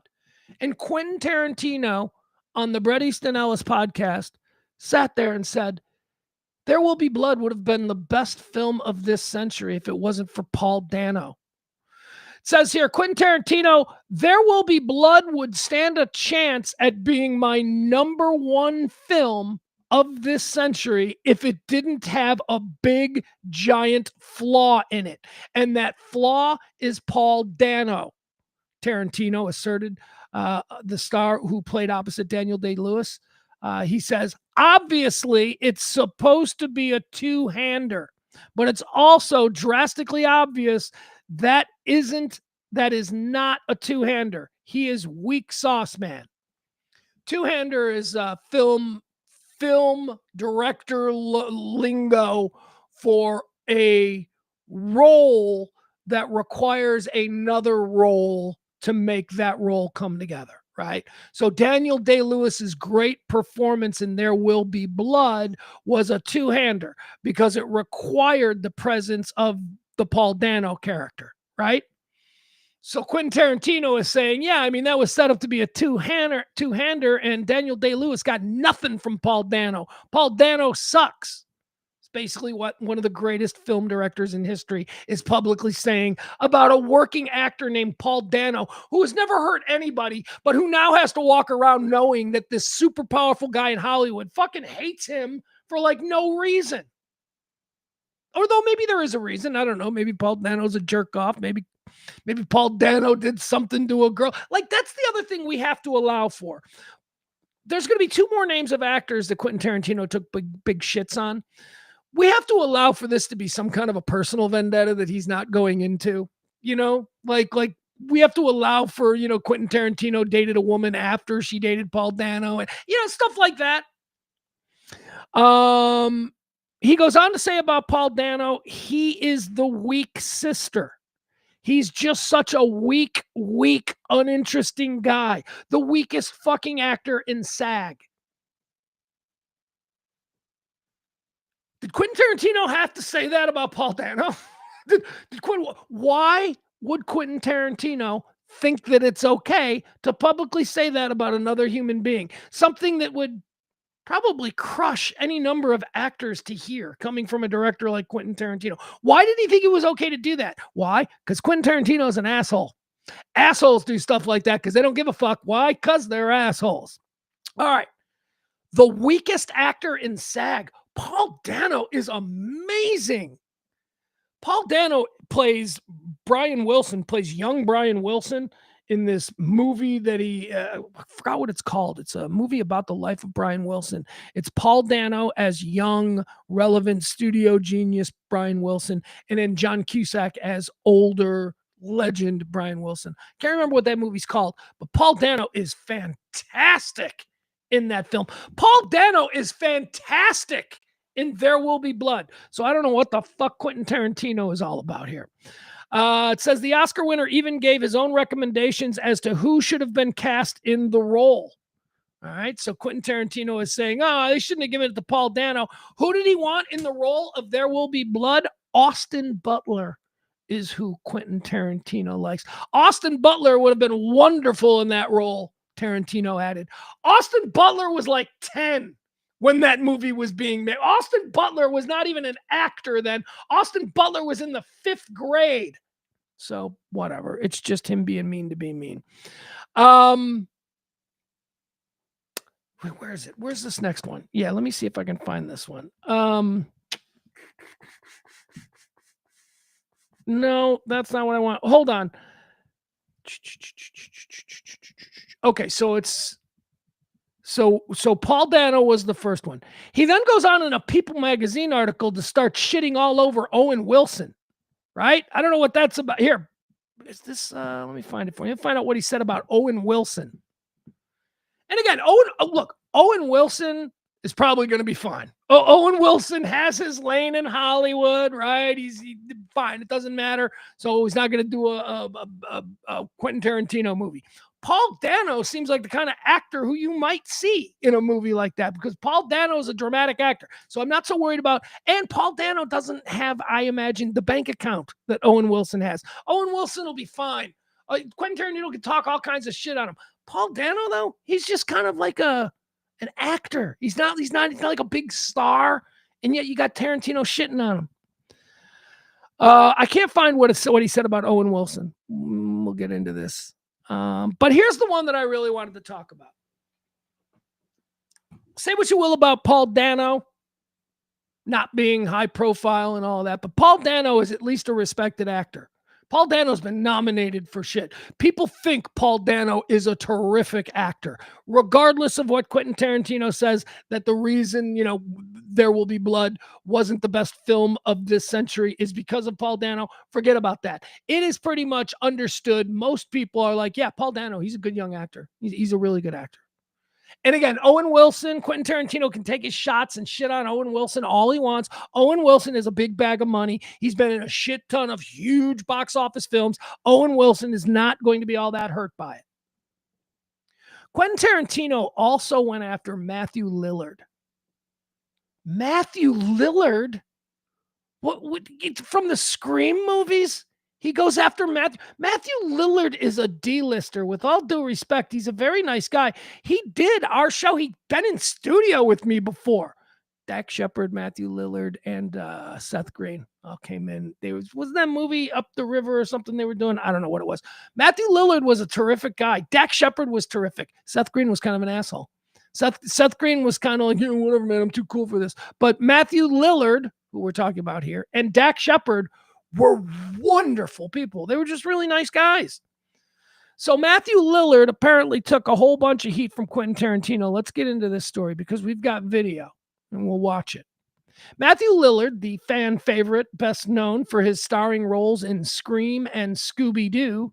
Yeah, he's Shaggy in Scooby-Doo movies, has officially clapped back against Quentin Tarantino's highly publicized criticisms of his acting abilities.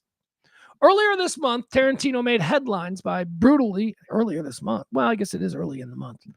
Earlier this month, it's only the 8th. So yeah, last week. Earlier this month, Tarantino made headlines by brutally highlighting several prominent actors he was less than enthusiastic about, including Matthew Lillard, Owen Wilson, and the aforementioned, we already went into the Paul Dano stuff. The latter of whom the Pulp Fiction director called the weakest male actor in the Screen Actors Guild. That's what he said about Paul Dano. I don't care for Dano. I don't care for Owen Wilson. And I don't care for Matthew Lillard, Tarantino said on the Bret Easton Ellis podcast. I don't care for Dano. I don't care for Owen Wilson. And I don't care for Matthew Lillard. Okay, so those three are not the same, guys. They're not the same thing in Hollywood. All right? Paul Dano is a highly regarded dramatic actor. People think he can act. People think he has talent. People are impressed by what he's able to do. That's what Paul Dano walks around with. Owen Wilson is one of the Wilson brothers, making Ben Stiller movies. He's got a big giant bag of cash. He is an A-list movie star. That's who Owen Wilson is. Matthew Lillard has nothing. Matthew Lillard has nothing. Matthew Lillard goes around to fan fests and signs autographs for people who want a picture with the guy who was in Scream. And Quentin Tarantino is taking huge fucking chunks out of his ego for what? For sport? Matthew fucking Lillard, you fucking went like this? Come on, man. You didn't need to go there. You didn't need to go there on a guy who ain't been relevant in 15 years. I don't care for Dano. I don't care for Owen Wilson. And I don't care for Matthew Lillard, Tarantino bluntly said. In response, Matthew Lillard, the 55-year-old, openly addressed Tarantino's criticisms. Here, we've got this here. Let's watch this. Matthew Lillard, I guess, was doing what Matthew Lillard does. He goes to fan fests. He was at some event. Looks like he's on stage. And he decides that he's going to talk a little bit about what Quentin Tarantino said about him so publicly. This week. Here we go. Again, Matthew Lillard, a guy who, as I said, I actually was in the same room with him and hung out with him a little bit when he came in to do the show. And I was struck by his decency, that he was just a really good dude. So here you go. Matthew Lillard talking about what Quentin Tarantino said. Quentin Tarantino this week said he didn't like me as an actor. Yeah, whatever. Who gives a shit? Listen. The point is that it hurts your feelings. It fucking sucks. And he wouldn't say that to Tom Cruise. He wouldn't say that to somebody who's a top line actor in Hollywood. I'm very popular in this room. I am not very popular in Hollywood. Two totally different microcosms, right? And so, it's humbling and it hurts.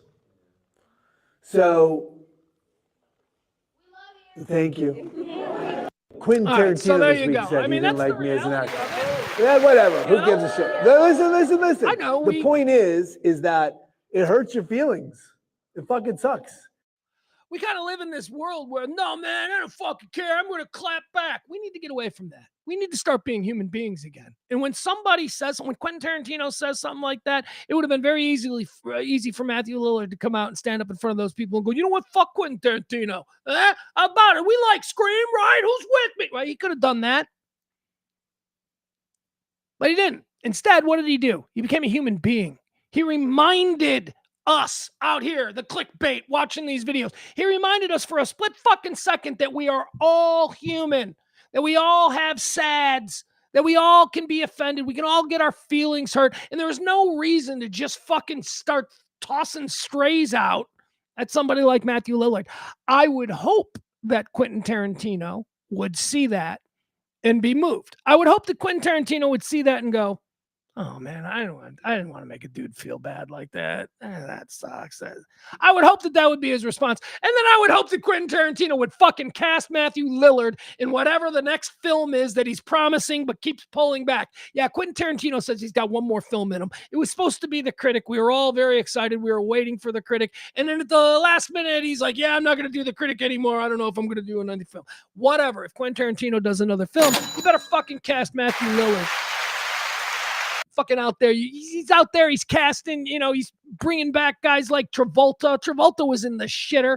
Brought him back, made Travolta a star again. Pam Grier, Jackie Brown, Robert, what's that guy's name from Jackie Brown? Robert, and then he was also in, whatever, it doesn't matter. Quentin Tarantino, why don't you do Matthew Lillard? I can't do L's. Do you guys know that about me? You guys know that I've never been able to pronounce L's, that I have a speech impediment, that I can't do L's properly. I don't know why. No one ever taught me how to pronounce L. You're supposed to use your tongue on an L. I don't. Oh, I just go, oh. What Tom fucking Brokaw over here. Discount Tom Brokaw. All right, let's do some comedians. Let's talk about this list. Since Quentin Tarantino's out there doing lists, Quentin Tarantino's out there telling us what he thinks the best films of the 21st century has been. As I said, it is December of the final year of the 25th year of this century. So be prepared. A lot of best of the century lists are coming. So Billboard magazine got in on it. Billboard, which is famous for telling us what records are popular. That's what Billboard does. Billboard, that's the number one song in America because of Billboard. Well, that's not about what you're hearing on the radio. That's about record sales, albums selling out the door. So what they've done is I don't know what does Billboard have to do with I don't understand this, but okay, I'm not going to hate you. It's content for the show here, and I like talking about this stuff, so let's do it. Billboard's list of the 25 best stand-up comedians this century. Well, I'll tell you where it starts out. I'll give you number 25, and then I'll give you number 1. Okay. And then we'll just go through the middle and we'll see who's in there, who's not in there. There are people who are missing. One just obnoxiously glaring omission for me. But all right, number 25 on the list of Billboard Magazine's best stand-up comedians. And this is very important because stand-up is a specific thing. Stand-up comedy is not sketch comedy. It's not movie comedy. It's not being a late-night talk show host. Stand-up comedy means you're going to a club, you're getting up on stage in front of a bunch of hostile people, and you've got a microphone. That's stand-up comedy. Number 25 is Jon Stewart.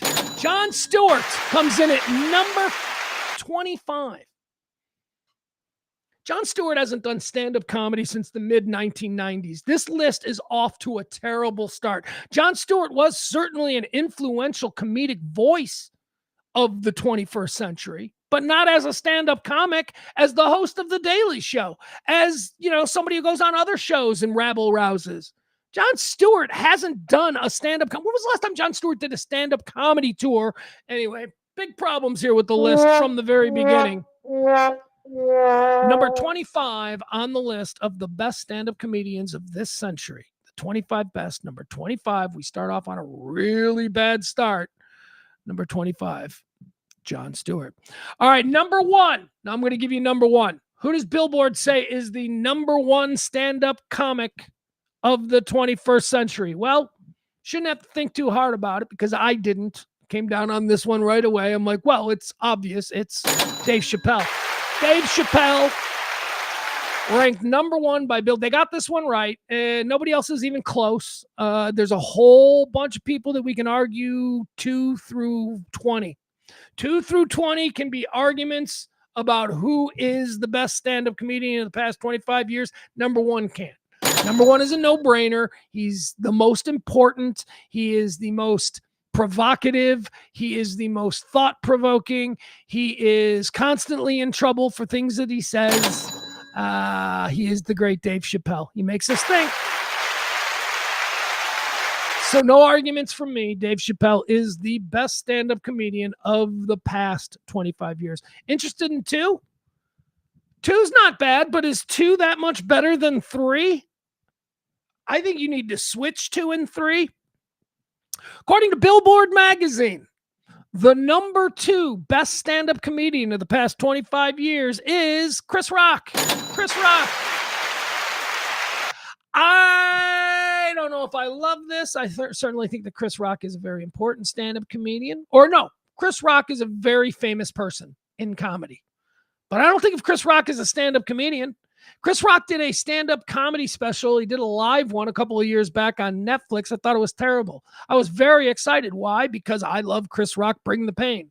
Because Chris Rock was, in the 1990s, a really important stand-up comic. I don't know that he's been an important stand-up comic throughout the 2000s. Does a lot of movies, does a lot of TV kind of stuff. Stand-up comedy, though? I don't know. Dave Chappelle is still number 1. Whether or not Chris Rock deserves to be number 2, I'm not sure.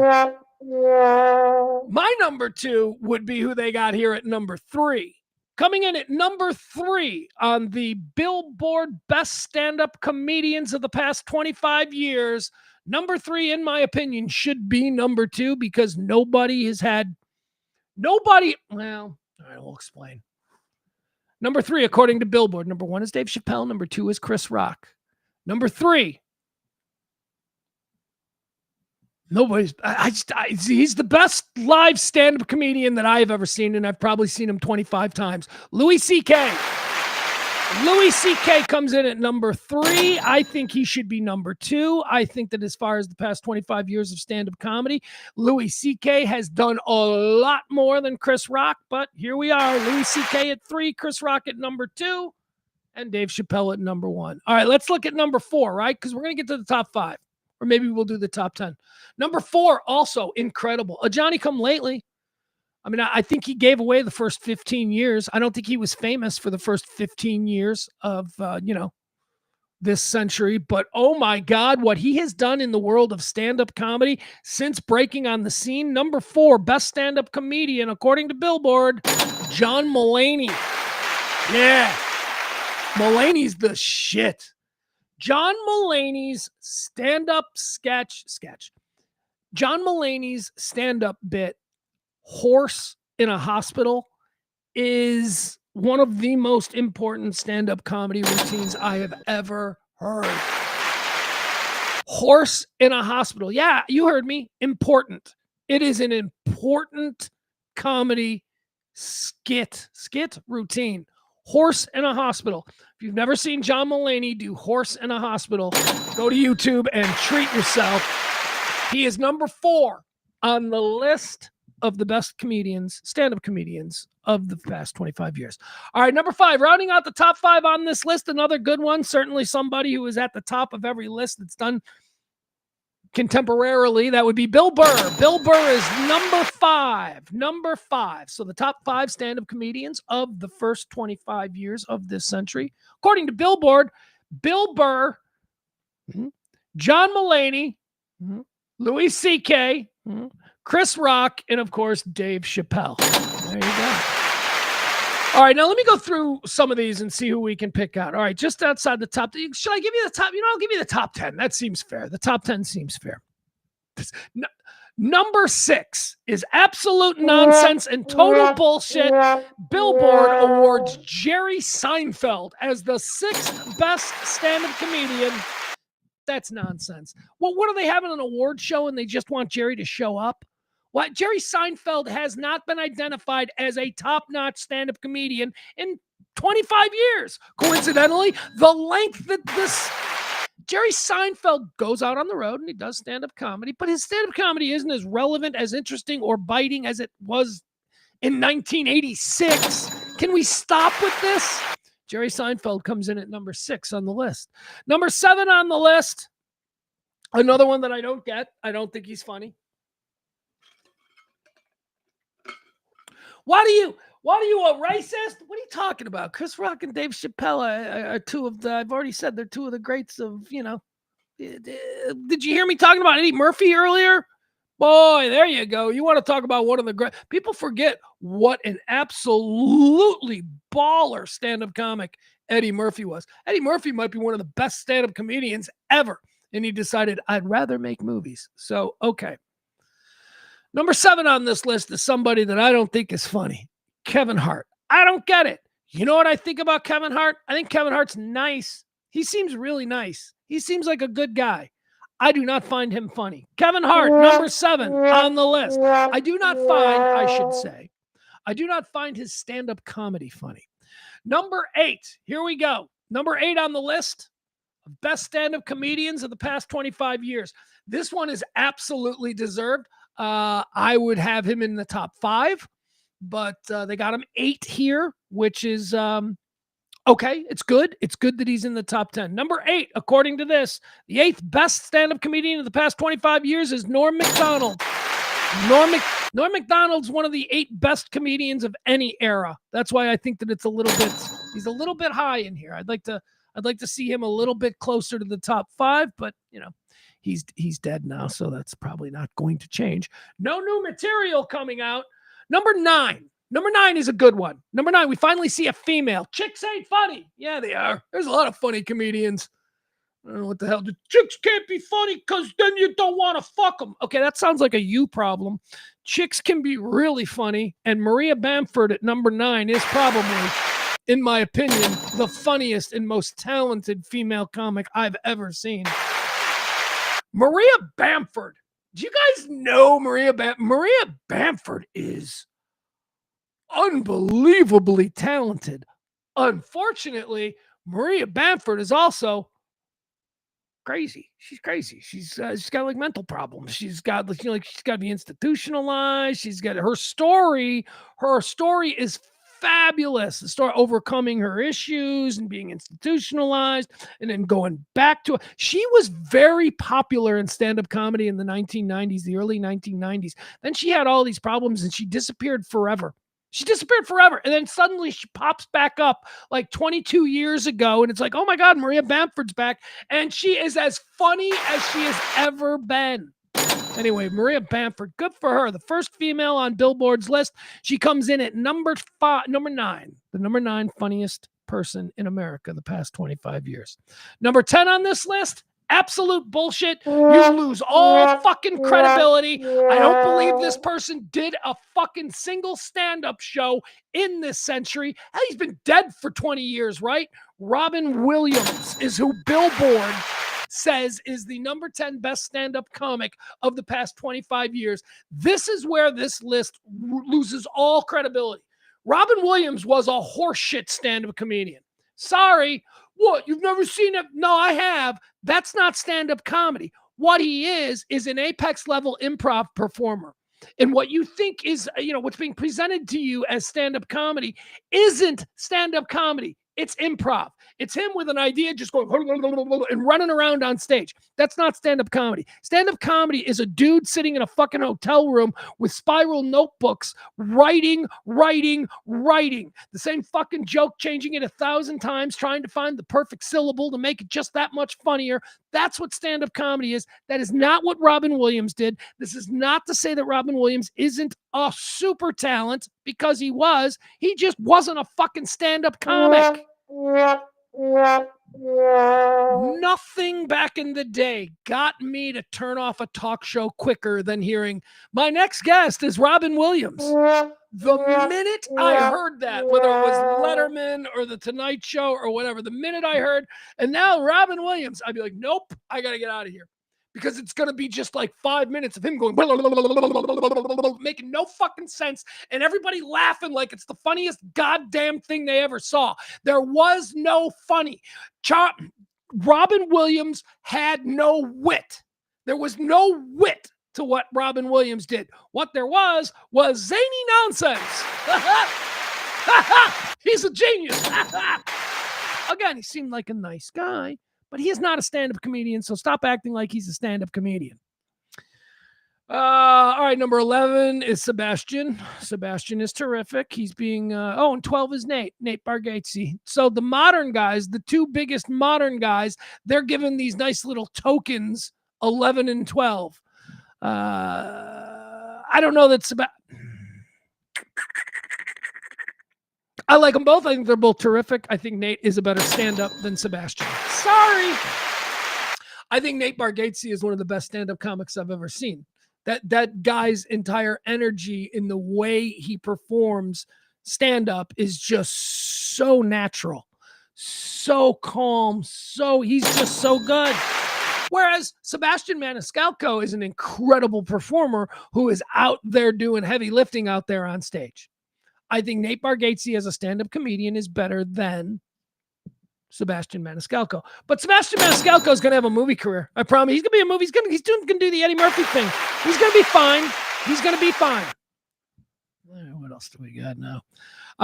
Who else do we have? Adam Sandler at number 13. Again, don't know the last time he did stand-up comedy. He's not a real stand-up comic, although he might tell you different. David Tell at 14. We're going to run through it now. Mitch Hedberg at 15.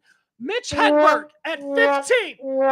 Mitch Hedberg. This is not an authentic stand-up comedy list if Mitch Hedberg is not in the top 5 of the past 25 years. You cannot find a stand-up comic who will say that Mitch Hedberg wasn't the absolute best that they've ever seen. Mitch Hedberg was a genius, and they got him at 15 because they got Robin Williams at 10? The fuck is wrong with you? But like I said, their top 5 is pretty good. I think their top 5 is pretty good. Number 16 is Ricky Gervais. This is a very Americanized list of stand-up comedy. Billboard is like because there are a number of stand-up comedians who are not from America who are not on this list. I'm happy to see that Ricky Gervais is there. Ricky Gervais at 16. Again, if I'm really making a list, Ricky Gervais is one of the top 10 best stand-up comics working now. and he's still doing stand-up comedy. 16, they're throwing him a bone. They're like, let's make sure we get Ricky Gervais in here. You didn't really think about where he belongs. He's a top tenor in my opinion.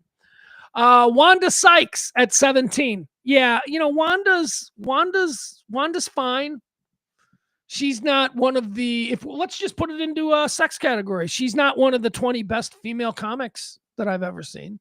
But they put her here at 17. Why? Because the folks at Billboard went, we have to shoehorn a woman in here. We're at 17 and we've only got one woman. So that's what this is about. So good for Wanda. Wanda is a wonderful woman. Really nice lady. Again, she was a regular on the old show. She'd come in what felt like every couple of months. I love Wanda, but it's just, what are you doing here? Number 18 on the list. Again, stupid. Does not belong on this list. A funny stand-up comic and another guy that was a regular on our show. Very funny stand-up comic. Doesn't belong anywhere near the top 25 list of best stand-up comedians of the past century. That's Patrice O'Neal. Patrice O'Neal comes in at 18. Maybe, let's get to number 30 and then we'll talk about where Patrice O'Neal should be. But Patrice O'Neal wasn't even the best comic out of that scene in New York, and nobody else from that scene is even listed. Well, that's not true. Louis C.K. is number 3. So Louis C.K. is probably, but Patrice O'Neal at number 18.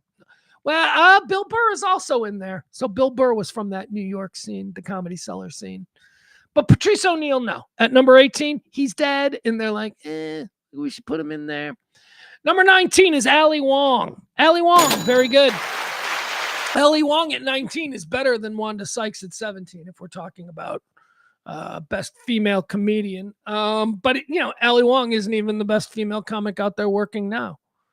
I think Eliza Schlesinger is the best female comic out there working. I think Eliza is probably the best female comic I was going to say that I've ever seen, but nah, she's not Maria Bamford yet, but she is funny. All right, Ali Wong is number 19, number 20 on the Billboard list of the top. Here's where they're just dumping all the chicks. Now it's like, we need to get some chicks in here. Number 20 is Sarah Silverman. Sarah Silverman, very funny stand-up comedian, comes in at number 20 on this list. Number 21 on the list of the 25 funniest, Gabriel Fluffy Iglesias. I know him. He's come through the improv a lot. He's not. There's no wit. It's stupid. It's stupid comedy. It's a big fat guy being excited. That's all it is. Where's the wit? Where's the joke? Where's the wordplay? Where is my reaction to what you just did? Because my reaction right now is just, he seems like a nice, happy guy. When's the actual stand-up coming out? This guy's just the MC, right? That's how I always feel with Gabriel Iglesias. Okay, when's the real comic coming out that's going to do actual? Anyway, whatever. People like him, and he seems like a nice guy. Number 22, Jim Gaffigan. Jim Gaffigan, truth be told, Jim Gaffigan hates my guts. Let's be serious. He probably doesn't even remember me now. But Jim Gaffigan hates me. For a period of time, I hated Jim Gaffigan. We were at war with Jim Gaffigan. He is at 22 on the list of Billboard's best stand-up comics. And I'm here to tell you, Jim Gaffigan should be top 15. He's not being respected here. Jim Gaffigan is an amazing stand-up comic. Although I'm still not over our little war. He's an amazing stand-up comic. They got him at 22. I think he could be lower. Number 23. Here's absolute garbage. Trevor Noah comes in at number 23. Trevor Noah sucks at stand-up comedy. Now, I know earlier I was saying they need more foreign stand-up comics in this list because this seems very American-centric. I wasn't talking about Trevor Noah. Wasn't talking about that. He's just not funny. I just never took to him. I just always thought that, oh my God, he doesn't seem like a nice guy. Seems like the kind of guy that's a real fucking condescending prick to the people in his personal, universe. And that was my first vibe on him. But then I saw his comedy and I'm like, oh, he's not funny at all. Oh, I get it. He's just banking on like liberal audiences laughing at the shit, but his actual content isn't funny. Trevor Noah, 23. Not funny. All right. And finally, because we gave you 25 was Jon Stewart. We started out. Number 24 on the list of Billboard's top 25 comedians of this century. He's a great stand-up comedian. I mean, this is like one of the great stand-up comedians. If you've ever seen his like prime shit. And when I say prime shit, I mean, we got to go back to like 1989. We got to go back to like 1990 when he was an absolute fucking madman. But I don't think he's done stand-up comedy this century. And yet Billboard, because they're looking to be credible, they're trying to shoehorn people in. If we're actually talking about best stand-up comics, here's another guy that is arguably top 10. Debatably top 5. That's how good Billy Connolly was back in his prime. They've got him at 24. With his Van Dyke spectacles and shaggy gray hair, this Harley-riding Scotsman resembles a hippie Colonel Sanders. All right, let's boil him down. Billy Connolly's a genius. His stand-up comedy from years ago was great. I really don't know him as a stand-up comic now. I know him as a great actor. He plays, he's in a lot of movies and he plays serious, dramatic guys but anyway, there you have it. 24, Billy Connolly. All right, so this, again, was a very Americanized list. A lot of these are all American stand-up comics, with the exception of Trevor Noah and Billy Connolly, who we just mentioned. Where's Jim Jeffries? Where's Jim Jeffries? Jim, if we're talking about current working comedians, there is nobody, for my money, that is funnier today than Jim Jeffries. Jim Jeffries today, if you're asking me, is funnier than Dave Chappelle. The most recent Jim Jeffries stand-up comedy thing that I saw is funnier than the most recent Dave Chappelle one. Now, that's not to say I didn't like Dave Chappelle, because it was absolute genius. It's just that Jim Jeffries was a little bit better. Jim Jeffries is an English comedian, or is he Australian? I'm not entirely sure. But I've loved him for years, and he is a guy who has absolutely been cranking out unbelievably funny stand-up specials for European English-speaking audiences for the past 20 years. I don't know that he's that big of a star here in America, but Jim Jeffries belongs on this list, and he didn't make it. He didn't make it so they could put Robin Williams, who's been dead for 30 years, on this list. All right. Once again, let me run them down for you. We got Jon Stewart. We'll run the list. Jon Stewart at 25 and working down to number 1. Jon Stewart, Billy Connolly, Trevor Noah, Jim Gaffigan, Gabby Iglesias, Sarah Silverman, Ali Wong, Patrice O'Neill, Wanda Sykes, Ricky Gervais, Mitch Hedberg at number 15. Number 14 is Dave Attell. Adam Sandler at 13, Nate Bargatze at 12, Sebastian at 11. The top 10 is Robin Williams at 10, Maria Bamford at 9, Norm Macdonald at 8, Kevin Hart at 7, Jerry Seinfeld at 6, Bill Burr at 5, John Mulaney at 4, Louis C.K. at 3, Chris Rock at 2, and your champion, Dave Chappelle, at number 1. There you have it. So there's your Billboard list of stand-up comics. All right, let's get into Australian. Is that Maddie? Is Maddie saying he's Australian? Yeah, whatever. He's from one of those places. They're not the same. They're like, Australia is like a beat down for people from England too.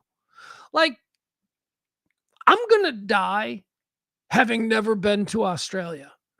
And I don't think there's a place on this planet that I want to go to more than Australia. I've always wanted to go to Australia. It's like a magic place, right? I mean, doesn't it look, everything you've seen, if you've ever seen anything that Peter Jackson has done, that whole part of the world is just like, Hobbit land. Yeah, kangaroos and platypuses and koala bears. They got shit down there that I think I'd like to see.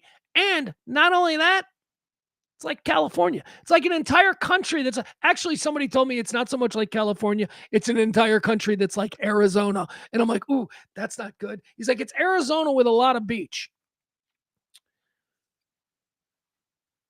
But Australia is also far for English people. I learned that.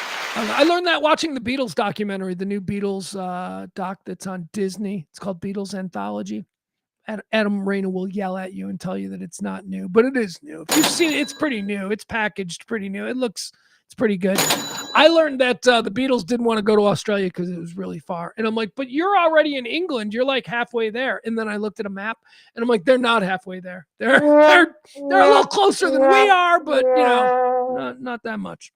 So Jim Jeffries is an Australian. Okay, good for him.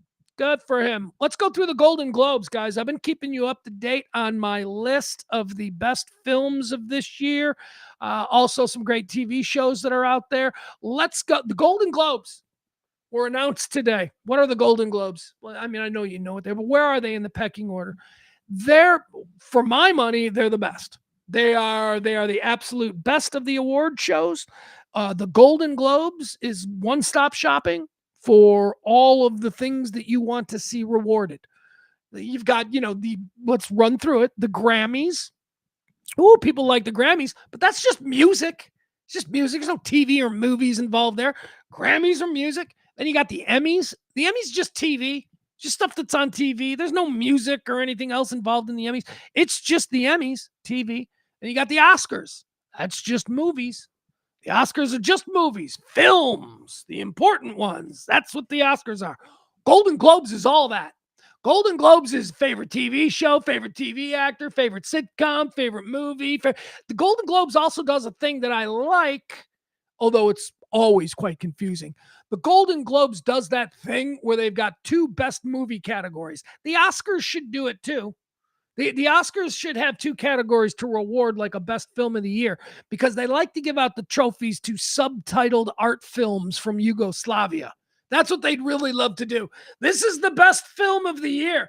You're never going to like it because you're the great unwashed and we're Hollywood.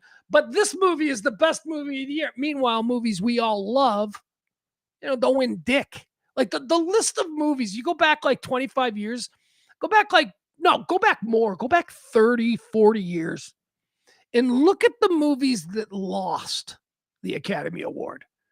It's crazy. You're like, wait, that's a classic. It's 40 years later, and that's like considered one of the greatest films of all time.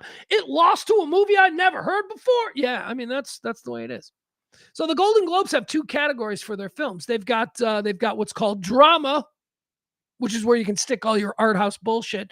And then they've got another category that they call comedy. It's a musical comedy. Everything that isn't like a sad concentration camp movie gets lumped into this other category called comedy, music, whatever. But I like it, but I do appreciate it because it allows for films that are popular films, more mass appeal popcorn movies to actually have their day in the sun.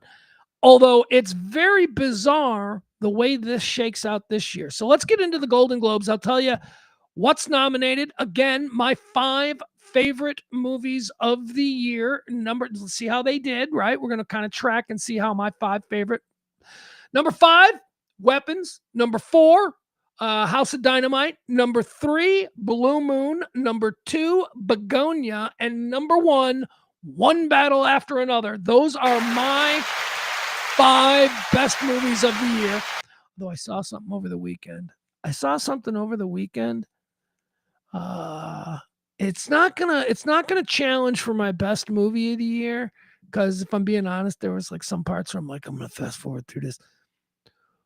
But I found my best actress. I'm sorry, I was really thinking Margaret Qualley might have a shot, but maybe Margaret Qualley for Blue Moon might have a shot in the Best Supporting Actress category. Or, sorry, I guess they're all actors, right? We don't make a distinction. Whatever. Margaret Qualley might win that. It's got to be supporting.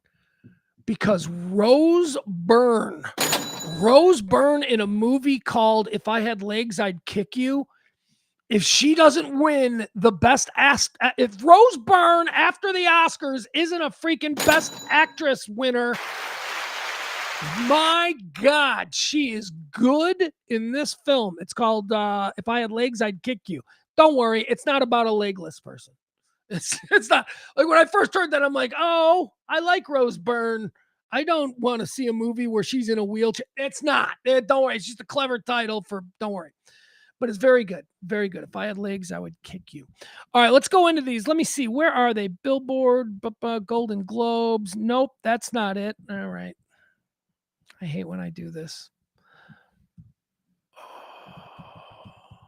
I thought I had the list of Golden Globes all out and ready to go, but I don't. So let's find a new one.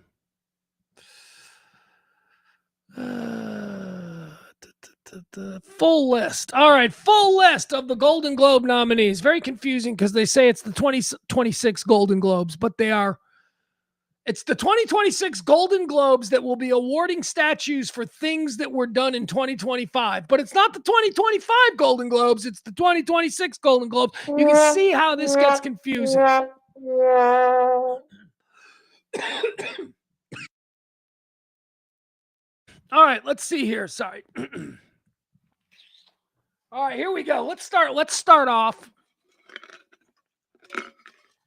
Once again, remember the Golden Globes. The Golden Globes are everything. Oh, hold on. It's going to take a second here. Can't get my breath. I can't get my breath because I just coughed funny. Here now it's like going to be like this for a couple of minutes until everything bottoms out. Okay. Excuse me. Golden Globes, once again, it's for everything. It's for TV, it's for movies, it's for it's the Hollywood foreign press. That's another thing. These are all like people from other countries who report on entertainment in Hollywood. Right, Hollywood's our biggest export, right? As Americans, is Hollywood movies and content and all that. So there is a foreign press, a permanent foreign press of people from other countries who cover what's going on in Hollywood for their countries. They, about 100 years ago, created the Golden Globe Awards, and it's been going ever since. So Hollywood foreign press. Best motion picture drama. Now remember, I told you we got two categories here. We got best motion picture drama. And then we got best motion picture comedy musical. We've got best motion picture drama, and we've got best motion picture that people have seen. There you go. That's how you break it down. Here's best motion picture drama. Frankenstein. That's Frankenstein from Netflix. Didn't see it. You know why I didn't see Frankenstein on Netflix? Because once again, my mom saw it. My mom's like, that's stupid. And I'm like, all right, I trust mom. So I ain't watching it. Told you earlier in the show today that I think my mom and Eddie ought to do her husband. They ought to do a podcast where they just review movies that they saw. They only watched for 20 minutes. I'd just be like, yeah, that sucked. Anyway, Frankenstein. I got no interest. What did she say? What my mom's big complaint about the Frankenstein movie is? Oh yeah, when did Frankenstein get a brother? He was like, why? This whole movie's about Frankenstein's brother. He doesn't have a brother. I don't know. I haven't seen it. Best motion picture drama. We got Frankenstein. We've got Hamnet. Hamnet. Hamnet. Hamnet. Who's in this? Jesse Buckley and who was the guy that played the Gladiator in the Gladiator movie? Remember that dude? The new Gladiator? The guy. Remember we just had a Gladiator movie a couple of years ago? It was Paul somebody, not Paul Walker and not Paul Rudd. Paul somebody. Anyway, he's the star of this movie, Hamnet, which I'm very interested in because, you know, I love my Shakespeare, and Hamnet is the story of the writing and the creation. It's a fictionalized version of events, but it's about the creation of Hamlet, the play Hamlet. Hamnet was William Shakespeare, and is it Anne Hathaway? Isn't that his wife's name? Isn't that who William Shakespeare was married? Not the actress now. The actress now is like named after Shakespeare's wife. I think that was his wife. I think that Anne Hathaway was Shakespeare's wife. Anyway, they had a son named Hamnet. And Hamnet inspired Shakespeare to write the play Hamlet. And that's what this movie's about. And I don't know. I haven't seen it. I will see it. I love that kind of, whatever. But it does look boring. Gotta be honest.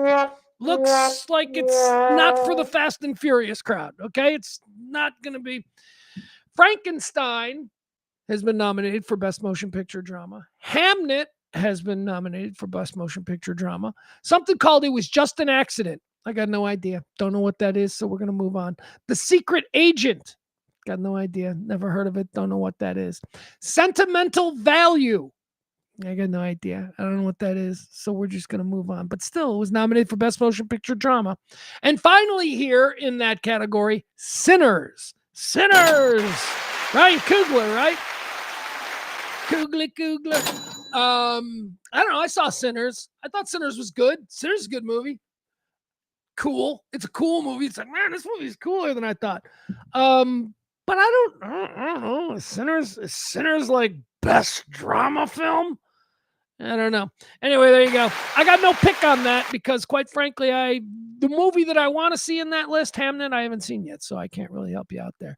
Best motion picture, musical, or comedy. Okay, this is where it falls. These are the movies that people have actually seen. Best motion picture, musical, or comedy. Here we go. Number 1, Blue Moon. Blue Moon. Number 3 on my list of the best films of the year. Blue Moon. Blue Moon is so good. Blue Moon is followed up by Begonia. Begonia, number 2 on my list of the best movies that I've seen. Followed up by something called Marty Supreme. Oh, who's in that? Somebody's in that. Somebody's in that that's interesting. Marty Supreme is nominated for Best Motion Picture, Comedy or Drama, or Comedy or Musical. Then we got a movie called No Other Choice. I don't know what that is. Another movie called Nouvelle Vague. I don't know what that is. And then we've got One Battle After Another. So there we have it. My top 3 films, my top 3 best films of the year, as I expected, will be battling it out for Best Motion Picture, Musical, or Comedy. Blue Moon is not a musical. I know, the song Blue Moon is a musical, and it's about the opening night of a very famous musical. Doesn't matter. It's not a musical.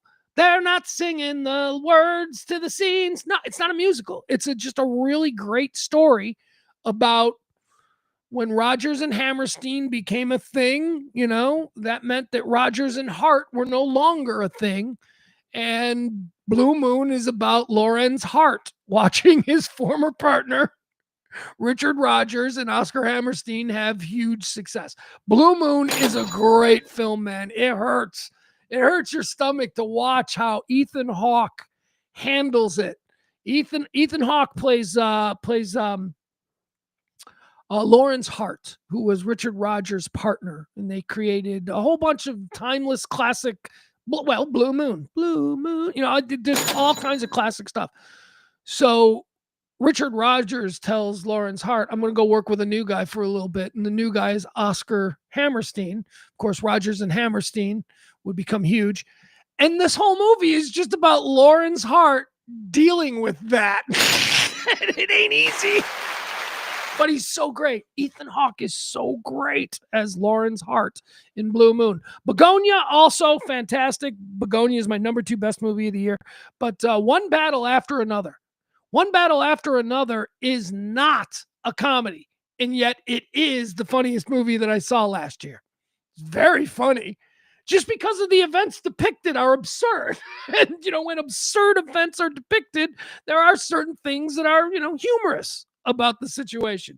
That's the best movie of the year. So there you go. I think One Battle After Another. Look, if One Battle After Another, Begonia, or Blue Moon were to win in this category, I'd be happy. Those are fine. Best performance by a female actor in a motion picture drama. We've got Jessie Buckley for Hamnet. We've got Jennifer Lawrence for Die, My Love. We got someone named Renata Renzve for a film called Sentimental Value. Julia Roberts for After the Hunt. Tessa Thompson for Hedda. And Ava Victor for Sorry Baby. I've never heard of any of those. I will say this, though. Ava Victor is having a moment, and I'm very happy for Ava Victor having a moment because I picked out Ava Victor on a TV show. I did this with Mikey Madison. I did this with Mikey Madison in that sitcom she was in, where I'm like, that girl's too good for a sitcom. Ava Victor, if you watch the old Showtime series Billions, Ava Victor was a regular on Billions, and I went, oh, she's got an X factor. This girl is, I know she's a side character. Ava Victor played a character on Billions who worked in Bobby Axelrod's hedge fund. Her name was Ryan. She was a tall, brunette, brilliant, money person. I don't know, whatever. But she stood out. She stood out. And I remember 10 years ago, I remember looking at her going, oh my God, that chick's an X Factor. She is an actress. I can't take my eyes off her. Here she is, Ava Victor, being nominated for a film called Sorry Baby. Never heard of it and probably won't see it, but she's good. Best performance by a male actor in a motion picture drama: Joel Edgerton for Train Dreams, Oscar Isaac for Frankenstein, Dwayne "The Rock" Johnson for The Smashing Machine. I want to see that. I haven't seen that yet. Michael B. Jordan for Sinners. He good. Wagner Moura for The Secret Agent. Don't know what that is. Jeremy Allen White for Bruce Springsteen, Deliver Me From Nowhere. I have not seen that. Don't want to see that. Need to see that under very specific circumstances. I don't know. I don't know who did I see any of who Sinners? Michael B. Jordan, because that's the one that I saw. I don't know. Can't really help you out there. Best performance by a female actor in a motion picture, musical, or comedy. Okay, again, now these are the films we've seen. Right here, right out of the box, man. I'm telling you, if she doesn't win, Rose Byrne for If I Had Legs, I Would Kick You. She's amazing. If you guys know who Rose Byrne is, she's been bouncing around Hollywood for years now. They're like, we know she's going to click at some point, and she just never fully clicked, but she's great in everything that she does, and she's one of my favorites. What was the show she did with Glenn Close? The first time I ever saw Rose Byrne, there was this show that was on FX. Glenn Close starred in it. Glenn Close played an attorney, like a cutthroat killer attorney.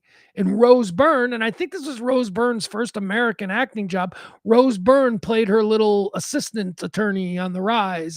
She's terrific. Anyway, she's so good in this movie. Rose Byrne, If I Had Legs, I'd Kick You. Okay, so here's who she plays in this movie. She plays a single mom. She's not a single mom. She's actually married to Christian Slater, but Christian Slater's never there. He's kind of an asshole dad who's never around, and he's always on work trips and all that. She's a therapist who treats other people, but she is super fucked up herself, and she has to go to her therapist. So it's all about a therapist who has to go to a therapist just to handle the people that she must give therapy to. But here's the big surprise. Here is the mind-blowing surprise.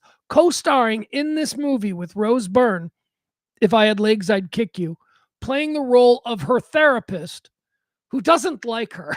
Her therapist does not like her. Conan O'Brien.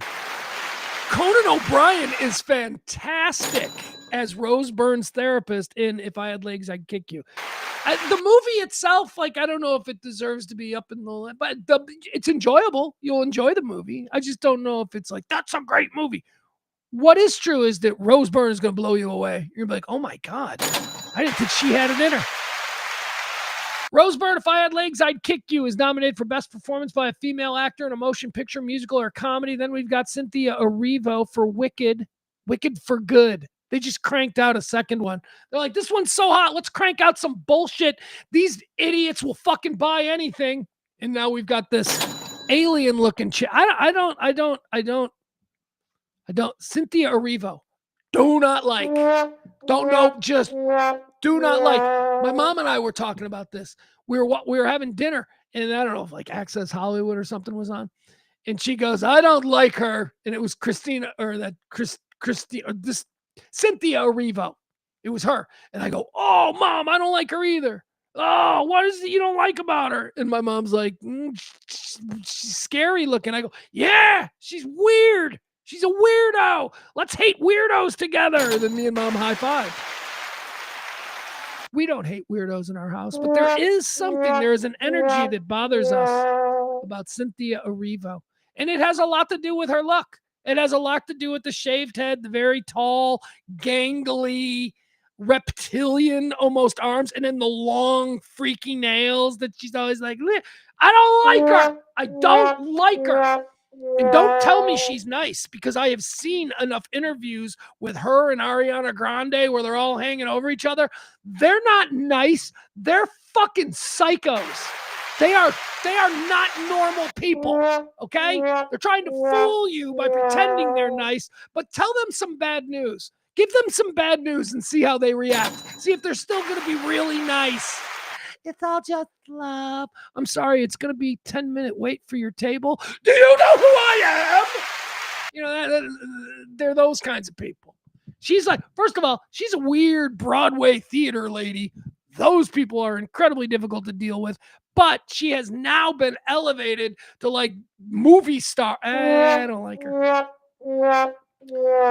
Cynthia Erivo, nominated for Best Female Actor in a Motion Picture. See, remember how we used to be able to just call them actresses? But now we got to call them a female actor, because apparently it's insulting to call somebody. If we're just, why do we still separate them? Why is there a men's category and a women's category? If they're all actors, why do we have a men's category and a women's category? Riddle me that, Hollywood, you bunch of phonies.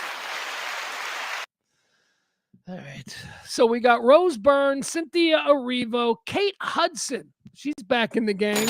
She did, is that Song Sung Blue? Is that the Neil Diamond movie? Gotta see that. Gotta see that. Apparently Kate Hudson's good in it. Chase Infinity for One Battle After Another. She's great. I didn't know who Chase Infinity was until this movie. She's great in it, but, you know, not enough to win a trophy. And she's young, so there'll be more in her future. Amanda Seyfried gets nominated for The Testament of Anne Lee.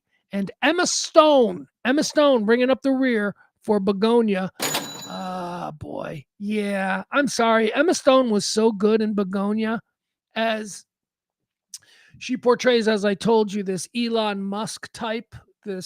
She's a captain of industry. She's super important, one of the world's most brilliant women and billionaires and all that kind of stuff. And she gets kidnapped by a bunch of QAnon weirdos who are convinced that she's an alien from another planet sent down here to enslave us humans. And they're convinced of it. And that's what the movie is. They've kidnapped her and they're trying to get her to take them to her spaceship. Emma Stone is so brilliant in this role. The way is she just saying that just because she's trying to survive? What is she doing? Wait, is she an alien? Oh, okay. So she's not an. Wait, what? Why did she tell him that? If she's so good. Emma Stone is so good in Begonia. Not as good as Rose Byrne. In If I Had Legs, I'd kick you. So that's who goes. That's who's going to get it for me. The winner for Best Performance by a Female Actor, we used to call them actresses, in a motion picture, musical, or comedy, Rose Byrne is my pick to click. If I Had Legs, I'd kick you. Best Performance by a Male Actor. Best Performance by a Male Actor in a motion picture, musical, or comedy, Timothée Chalamet from Marty Supreme. Don't care. I don't like that kid. I don't care. George Clooney for a movie called Jay Kelly. I don't know what that is yet, but maybe in a couple of weeks we'll all be like, have you seen Jay Kelly? It's so good. Leonardo DiCaprio for One Battle After Another. Ethan Hawke for Blue Moon. Lee Byung-hun for No Other Choice.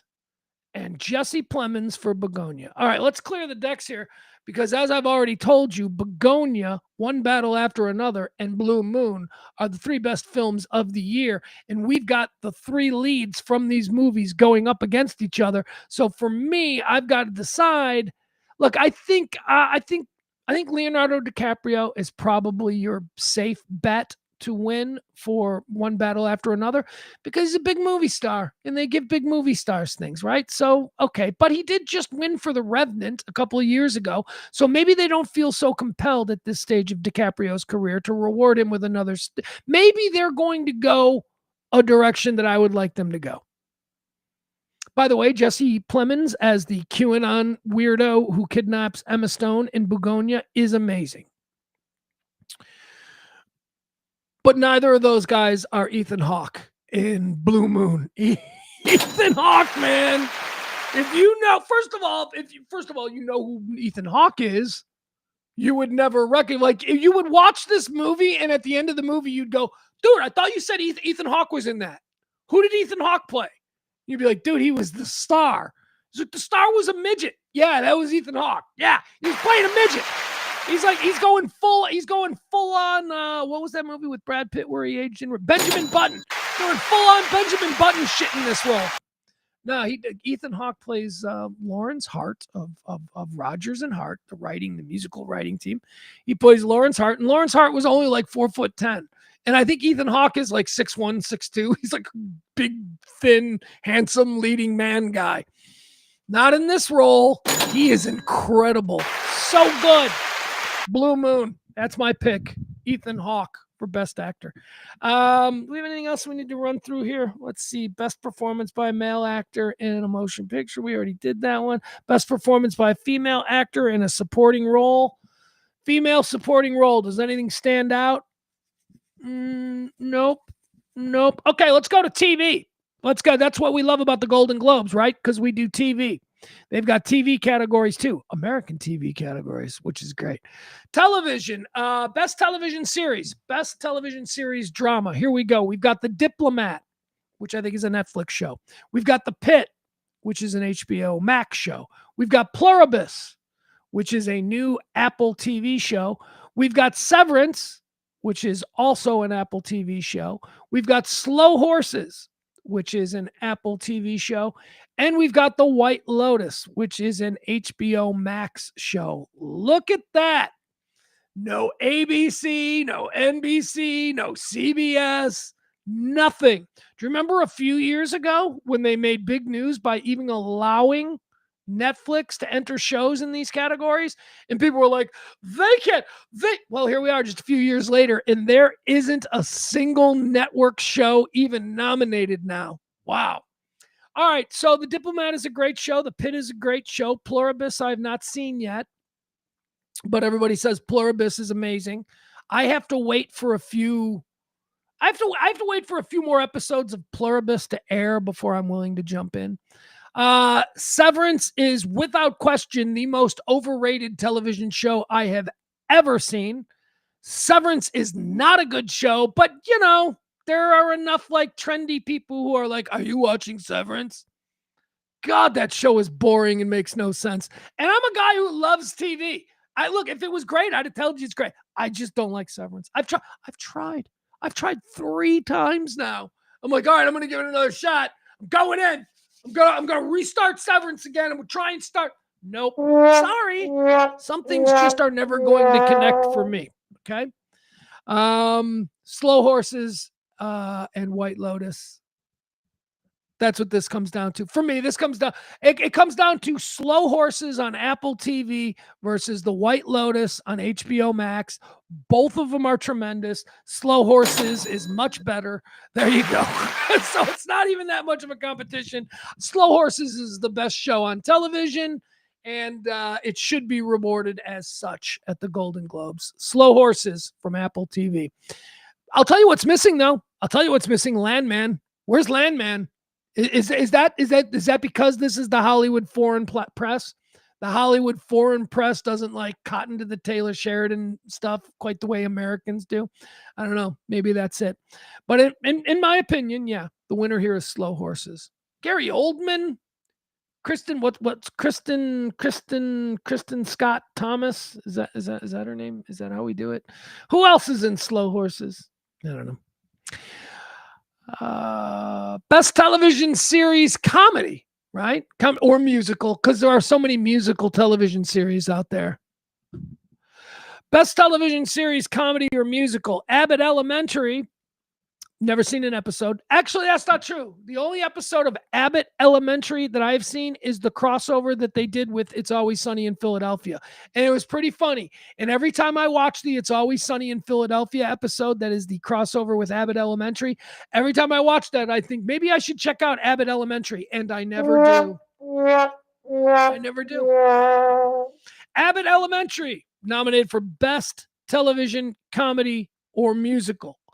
The Bear.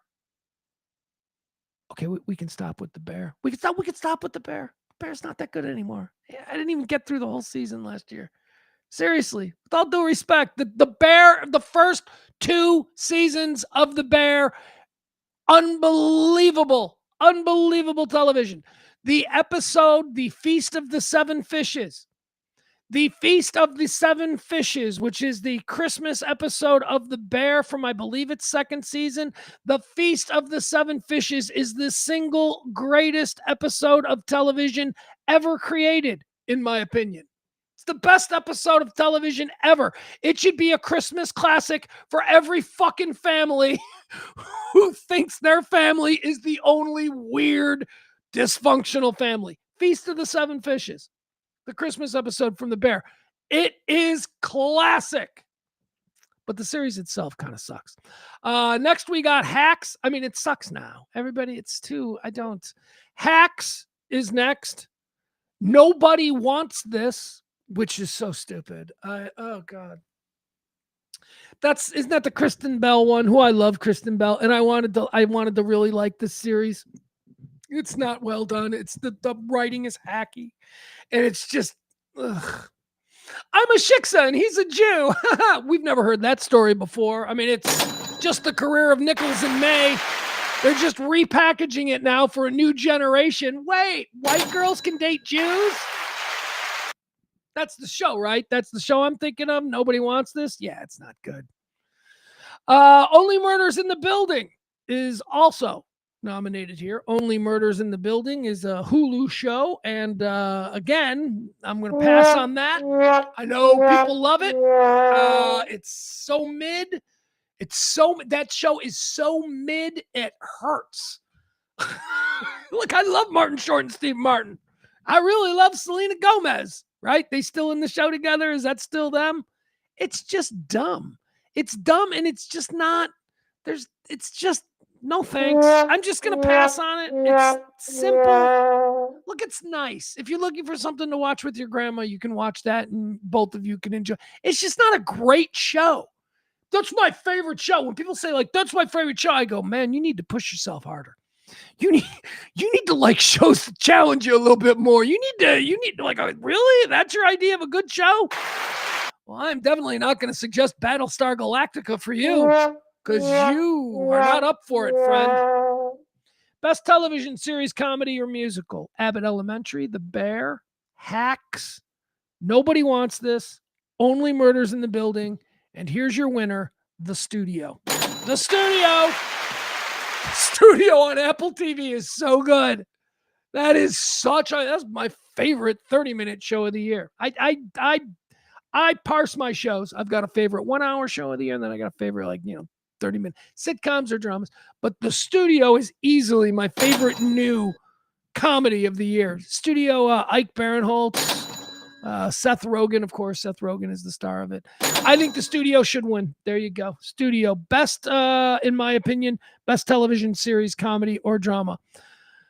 Best performance by a female in a drama. I don't see anyone that I want to champion. Best performance by a male actor in a drama. Okay, let's see here. Sterling K. Brown for Paradise.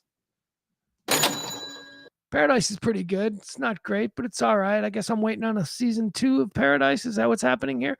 Gary Oldman for Slow Horses. Give it to him. Let's not even go any further. Adam Scott for Severance. Noah Wyle for The Pit. Sterling K. Brown for Paradise. Diego Luna for Andor. Let's give it to Gary Oldman. Come on. We know what kind of actor Gary Oldman is. None of these people can hold Gary Oldman's jock. Just give Gary Oldman the statue. Sterling K. Brown is very nice. He's not in Gary Oldman's league. Okay? I like Adam Scott. Who doesn't like Parks and Rec? He doesn't have the chops of Gary Oldman. Okay? Let's stop pretending. Best performance by a female in a TV series, musical, or comedy. All right, let's see here. What do we got? Kristen Bell. Nobody wants this. Well, I'll always vote for her, even though, I told you that show is just not great. Kristen Bell, she's good. Ayo Edebiri from The Bear. She plays Sydney on The Bear. I think she already won this. She can step back now. We don't need the Sydney character is great. Sydney character got real irritating last season. So go ahead, Ayo Edebiri. Just you got your trophy, I think. Go away. Selena Gomez for Only Murders in the Building. Natasha Lyonne for Poker Face. I love Natasha Lyonne. I love that chick. She talks like a 30s gangster. Have you seen Poker Face yet? I don't get it. She's the most confusing female I've ever seen because she's kind of hot, but then she talks like this. She talks like a gangster. Natasha Lyonne for Poker Face. Jenna Ortega for Wednesday, and Jean Smart for Hacks. Got to give that award to Jean Smart. Jean Smart and Hacks. I think she won it last year, too. That's okay. Keep giving her awards. She's good. Golden Globe nominations are what we're going through here. This is best performance by a male actor in a TV series, musical, or comedy. Adam Brody for Nobody Wants This. He plays the Jewish guy who's dating the Shiksa girl. Steve Martin for Only Murders in the Building. Nope.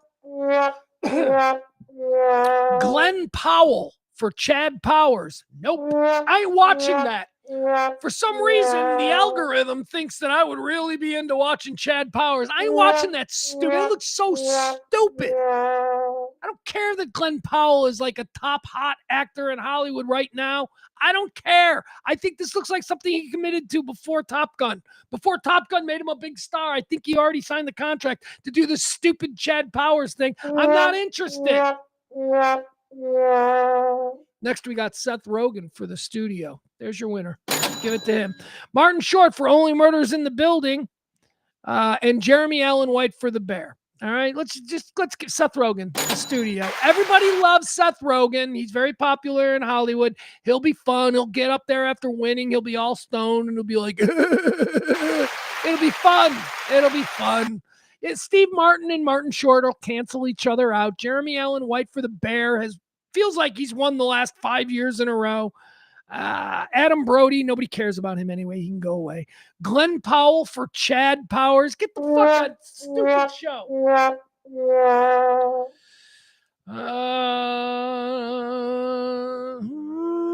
All right, that's it. I think we're done. That's we don't need to do anymore. There you go. We ran through some of the Golden Globe nominees. Look at us. Going on 3 hours today. 3 hours and pretty sure no tips. So, if you want to help the show out, you can do that. Holy fuck. I just looked at the this show, ladies and gentlemen, talk radio for normal people every day, Monday through Friday, 12 p.m., 12 noon. Talk radio for normal people. What do I mean by normal people? What I mean is I don't give a shit how you voted. You shouldn't give a shit how I vote. I don't see the world through some idealistic. I don't see the world through any kind of partisan lens, okay? I think the Republicans are all a bunch of fucking cruel assholes, and I think that the Democrats are a bunch of pussies, okay? That's where I am. I'm kind of in the middle, taking all these issues one day at a time, and we look at the world every day at noon, and we go through it.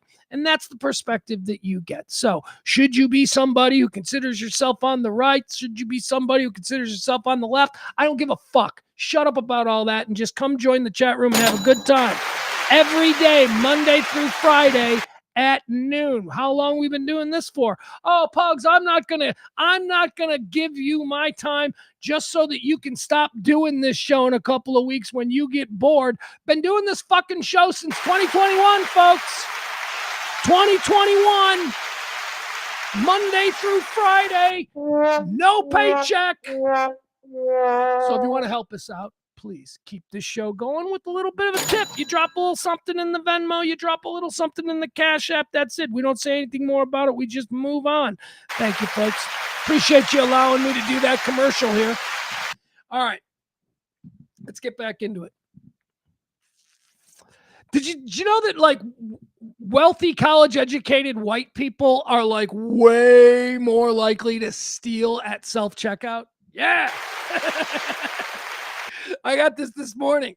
It's like people who have criminal records and like all this stuff, they don't steal at self-checkout. They understand the stakes.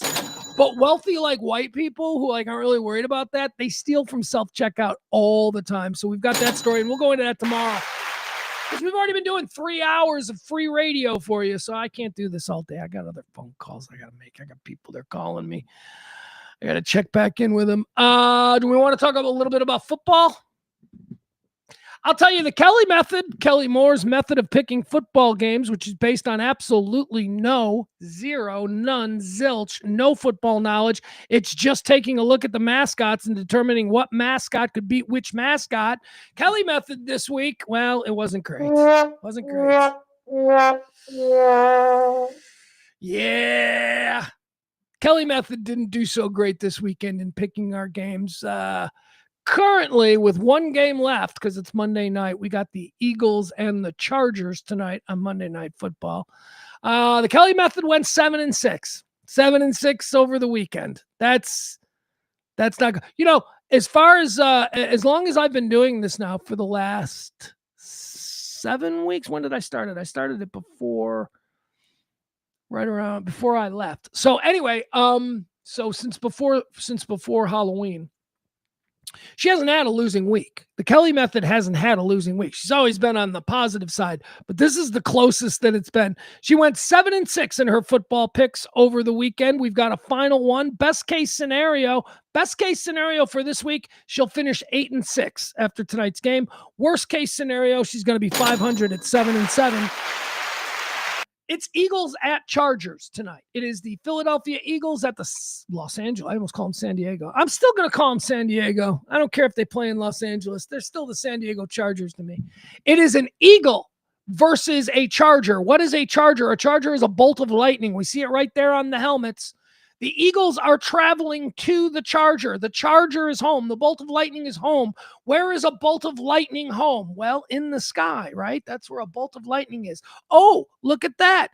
Where is an eagle at home? Well, an eagle's at home in 2 places, either perched on a tree limb or in the sky. So there is no obvious home field advantage here for the Chargers, who are at home, because the Eagles are equally as comfortable in the sky as a bolt of lightning. The question is, of course, what happens when that bolt of lightning strikes that eagle that is in flight? Well, I think we all know. The eagle dies, the Charger wins. Take the Los Angeles Chargers to defeat the Philadelphia Eagles tonight. There you go. That's Kelly's pick. So hopefully it'll be 8-6.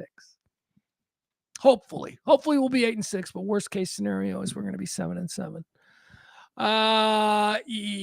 Let's see what else. Notre Dame and Texas both got kind of screwed, although I think Notre Dame got screwed harder than Texas, but whatever. We don't need to talk about bowl games. I'll save all of this. I want to do this week a Shock House with CC and Keith. I want to start doing that again. I need to do more than just this daily talk show here. All right, guys, I got nothing else. I hope you had a great week or a great day and a great weekend. We'll be back tomorrow at noon. Like, follow, subscribe, spread the word, tell your friends. There is a normal talk radio show that you can listen to every day that covers all of the topics. Nothing political, although we do sometimes get political, but that's, it's unavoidable in this world, right? All right, guys, we'll see you tomorrow at noon. I love you all. Tip the show if you can, and that's that with that.